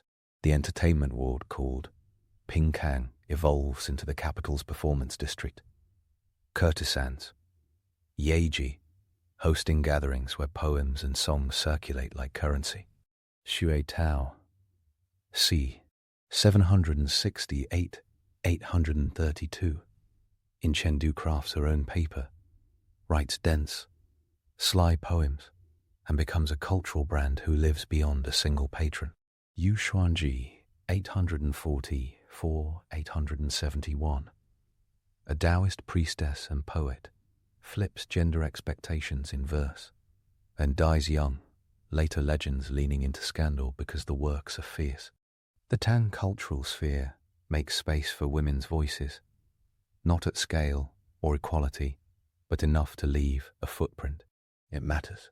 Fiction sneaks in wearing elegant prose. The Chuanxi Tales, short narratives circulating from the late 8th into the 9th century, turn gossip and moral puzzles into literature. Yuan Zhen's story of Yingying follows a love affair that blossoms and wastes away with the precision of a psychological case study. Baixing Jeans, the tale of Li Hua, captures a student's fall into pleasure and repentance. Li Gongzuo's The Governor of Nankei explores ambition as a dream with a bureaucracy attached. The narrative toolkit expands. Named characters, plot arcs, dialogue. These stories burrow into late imperial drama and eventually into modern storytelling habits. They begin as manuscripts copied by hand, then printed cheaply in later periods. A dynasty famous for poetry quietly gives birth to narrative realism under cover of romance and cautionary tales. The exam's love affair with poetry changes the language. Regulated verse. Lushi isn't just form, it's a system of tonal prosody that maps Middle Chinese tones into pattern grids. Even the rhymes get standardized through rhyme dictionaries. The Cheyenne of 601 predates Tang, but becomes a reference point, expanded and glossed in Tang and later. The precision forces craft. A poet needs to know tone categories, antithetical parallelism, and the problem of not sounding like a metronome. The sheer technicality lifts the floor. Anyone who writes for a degree must drill fundamentals until the hand moves without thought. Then the greats cheat gracefully, bending rules for artistry. The exam posts the winners on a public list. It's the first day of the rest of a life, or the start of a crisis if nepotism blocks the way. Biographies in the Tang histories drip with scandal about exam graders playing favorites. Meritocracy always requires an asterisk. If painting is the face and poetry is the voice, architecture acts as the bones. The Daming Palace, built from the 630s and expanded under Gaozong, rises north of the old palace like a statement. The Hanyuan Hall, where foreign envoys enter, the Linde Hall for banquets, the Taiyi Pool shimmering like an engineered lake. The palace extends across 3.2 square kilometers at its peak, a ceremonial machine built to impress. City planning isn't subtle. Chang'an's grid divides neighborhoods into gated wards. Each ward governs itself with strict hours, local elders, and guards. The system supports security and control. It also curbs nightlife, except on festival days. On the Lantern Festival of the first lunar month, rules relax, and the capital flips lights on, as if competing with the stars. Silk lanterns drip from eaves. Moonlight bounces off white plaster and glazed roof tiles. The writer Dawen Chengxi, whose mid-9th century miscellany Yu Yang Zazu reads like a one-man podcast of wonders, inventories scene after scene. From imported rhinoceros horns to exotic foods and Sogdian traders haggling in loud, cheerful voices. Religious artistry rides parallel rails. Xuanzang, 602-664, travels overland to India, returns in 645 with hundreds of manuscripts, and translates on a scale that still boggles, over 1,300 fascicles, by some counts, with a translation bureau that functions like a multilingual software team testing semantics for bugs. Yegin 613 sails via Southeast Asia to India and back. His record elevates Srivijaya as a hub for Buddhist learning, which resets the map for historians who treat culture like a single highway rather than a web. The Great Wild Goose Pagoda in Chang'an goes up in 652 to house text. It is rebuilt taller, tilts dramatically after centuries, and still stands. Amohavajra, Ukong, 705-774, a tantric master performs state rituals that merge foreign liturgy with political theatre. 1,000 monasteries copy sutras by hand. Wood blocks carry the same words quickly across provinces. Caves fill with donors' names and painted dreams. The sheer volume of Buddhist art, from small bronze bodhisattvas to mountain-sized Buddhas, means that even after loss there is abundance. Fashion flaunts and contradicts itself. Archaeology from the Astana graveyard near Turkhan, settlements linked to the Tang frontier, gives clothing samples that look like runway pieces, polychrome silk with roundels, boots for riding, bright ribbons. Court paintings favour high-waisted gowns and shawls with a breeze built into the brushwork. Cosmetics trends show off. Moth eyebrows, crimson cheek dots, forehead blooms. Men also experiment. Robes widen and narrow with rain periods. Belts display plaques of precious metal. Hat shapes broadcast rank. A cosmopolitan empire absorbs Hu, the catch-all word for non-Han foreigners, into daily chic. Hufu-style jackets, pants, and boots normalize on the streets. Elite women go out riding and play polo in some decades.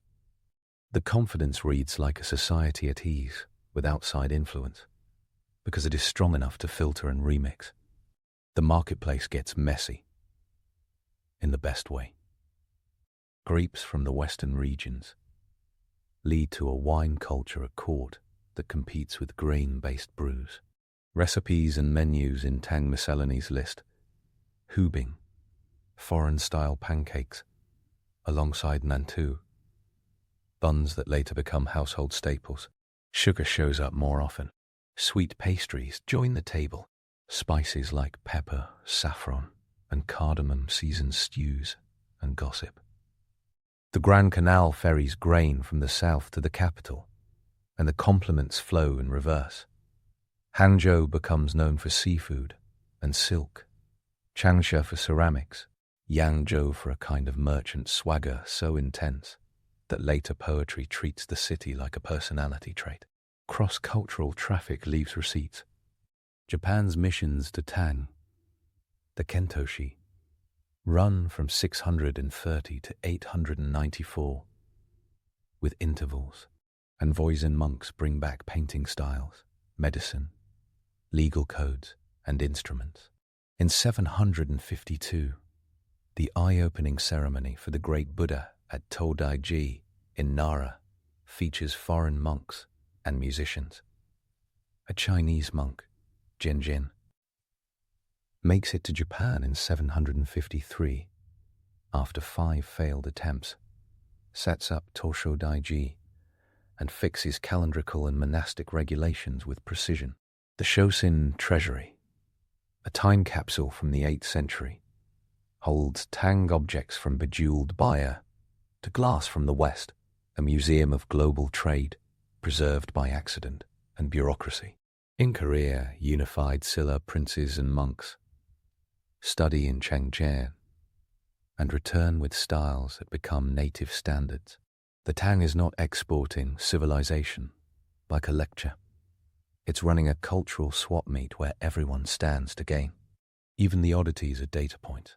An 8th century tomb, epitaph, carved for a Sogdian merchant, in the northwest records his office and status in Tang terms. He is both foreign and fully institutional. All paintings in the tombs of Princess Yongtai. 701 and Prince Jianghuai show lines of foreign envoys in carefully painted clothes. The faces vary, the nose is sharpened, the hats telegraph origin. A court bureaucrat could probably read a visitor's home region by the silhouette at 50 paces. Official compendia list dozens of tributary states, some diplomatic fiction, some living neighbours, all playing roles in a cultural theatre that runs year-round. The anxieties are there too. Beneath the banquets, official memorials argue over border defence and tax reform. The salt monopoly, ramped up in the late 8th century, funds the state but bites the poor. Reformers push and get fired.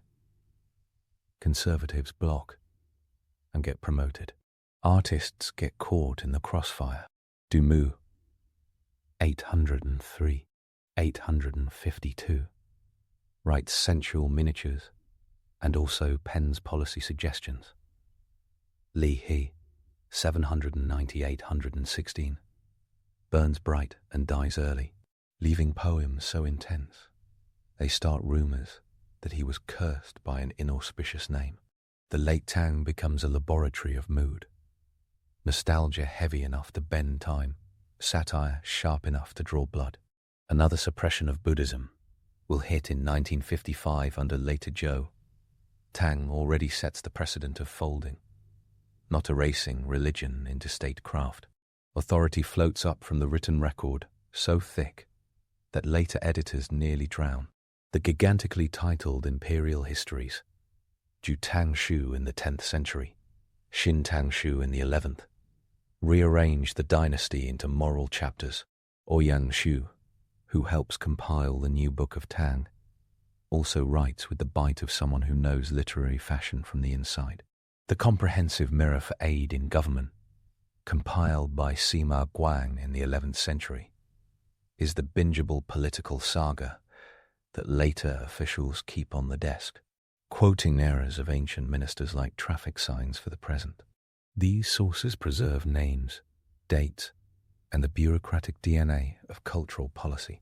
They also inspire rebuttals and addendums, because no one trusts a single lens, not in a civilization that thrives on the chorus. The frontier becomes a stage in its own right. The border fortress, poets, Wan Changling Ka, 690-756, Gao Shi, 704-715-5, Sen Shen, 715 770, turn Chile, passes in Mongolian steppe grass into lyric detonations. Sen Shen serves on the frontier under military governor Gao Shenji, a general of Korean origin who commands campaigns deep into Central Asia before politics ends his career. The imagery runs on a diet of sandstorms, horse hooves, and stars bright enough to cut glass. These poems aren't just aesthetics, they are hair logs from the empire's edges. The frontier tunes also leak into core compositions.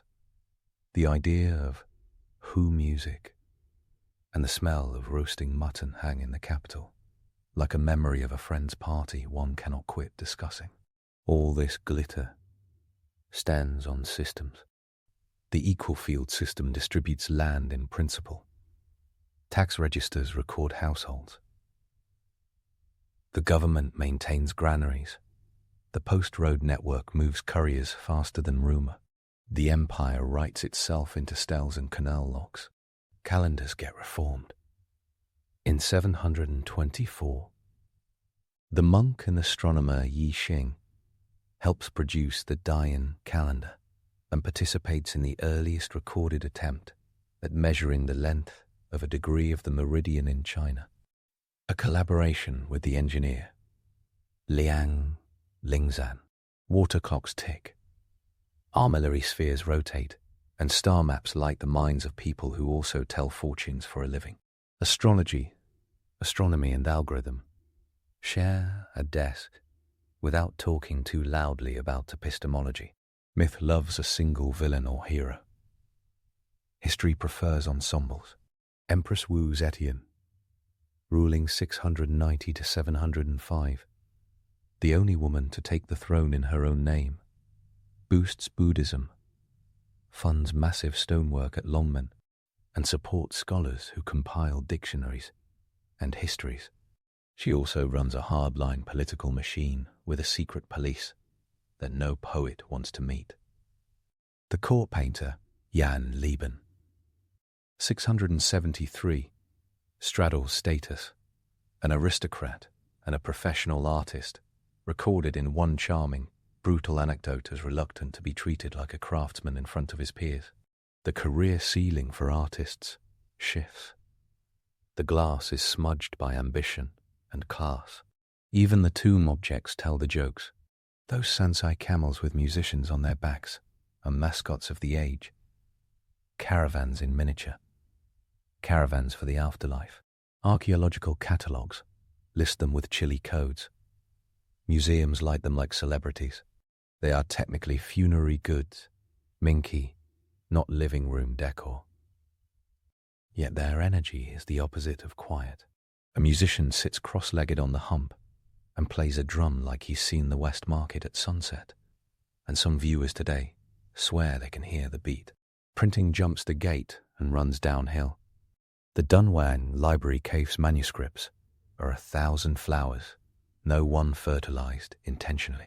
There are morality handbooks, legal formulas for contracts and adoptions, medical recipes, pilgrims' maps, and school exercise sheets with corrections in red. A Tang villager could take a legal formula to the scribe and fill in names like a Mad Libs for property rights. A monk could copy a Dharani for a donor who wants protection for a child. Cheap print and cheaper paper democratize not just scriptures, but the infrastructure of daily life. Literacy remains limited, but the threshold for access drops. Culture ceases to be purely a palace plaything. All roads lead back to Chang'an, but the cultural current flows out faster than the river. Suzhou weavers make brocades so dense they look like jewelry. The city of Yangzhou becomes a hub for salt merchants who sponsor schools and poets, because that is what a respectable millionaire does in the Tang. Throw a party for the arts and build a library with carved beams. In the south, Guangzhou's port sees Persians and Arabs make deals in a pigeon of prices, sugared with dates and peppercorns. The sense of stability falters after the mid-8th century. Regional military governors, Jaidushi, become power brokers. Yet the confidence in making and performing does not fully shatter. Craft is stubborn. Markets rebuild. The arts become an identity kit for survivors. The Tang ends in 907, the dynasty splintering into the 5 dynasties and 10 kingdoms period. The Renaissance tag sticks not because of empire's endurance, but because the work spreads like spilled light. Later ages recalibrate it. The Song dynasty anchors literati painting in the methods of Wang Wei. Calligraphers train on Yan Zhenqin and Liu Gongquan like boxers shadow box to footage of past champions. Drama in the Yuan carries Chuangqi DNA, with courtship plots and psychological observation that would feel at home in a Tang zither party if someone spiked the tea with sarcasm. Tea itself keeps evolving. From boiled to whisked to steeped, the classic of tea becomes a baseline, quoted by connoisseurs with different brewing gear. The Japanese No theatre honors the pear garden, in spirit, if not in score. The modern world inherited Tang's confidence in mixing. The notion that culture can be both refined and loud, both technically precise and welcoming to the street, both reverent toward tradition and hungry for novelty. That cocktail is a Tang specialty. In 781, stonemasons carved a stele that recorded Christianity in Chinese. In 1868, printers ink woodblocks to spread perfect emptiness in the Diamond Sutra's line that every form is empty. In the same decades, a poet wrote about hearing a piper at midnight and turned empathy into a civic lesson. The empire loses battles and emperors. It wins a set of techniques anyone can steal without looting. That is why museums full of Sentai camels still look like they're going somewhere. The Tang Renaissance is a road movie that refuses to end because the destination turned out to be a set of tools. Now, slide back to that West Market scene because it concentrates everything. On one corner, a calligrapher sells good luck charms dashed off in a Yan-style hand. Across the way, a ceramicist unloads new glaze experiments from the kiln, still warm from the fire, patterns running like syrup on a pastry. A troupe of performers, trained in the Pear Garden's latest set, beats drums and loosens the crowd with a Sobdian whirl, the kind of spin that makes the Samarkand merchant nod along and the Changdeen grandee tap a sandal. A monk passes with a stack of sutras, woodblock fresh. A scholar mutters a regulated verse to himself, counting tones under his breath like a mathematician in love. The curfew drums will boom eventually. Until then, the market teaches the same lesson across art forms. Elegance and energy aren't opposites, they're partners. One more correction on the way out, because the Tang earned honesty. The whole eternal golden age idea runs on selective memory. The great poets often write poor, sick, exiled. The best painters work in a court that can have them scolded for being merely artists. The music that enchants the court comes from peoples the empire sometimes fights. The Diamond Sutra colophon mentions the gift of a layman to his parents' spiritual merit. The same system taxes farmers harshly. It's not hypocrisy. It's the contradictory mess of a large society, transmitting beauty down whatever channels make it through. The miracle is not that the Tang avoided tension. The miracle is that so much of its technique and taste passed through the fire and keeps showing up centuries later, on stages in Kyoto, in kilns in Jingdezhen, in brush lines copied by students in Seoul and Taipei and San Francisco. A neat hot take would pin the Renaissance on one course. Exam culture, Silk Road trade, imperial patronage, Buddhism's rocket fuel. The sources insist on the chorus. The examination system trains a social class fluent in form.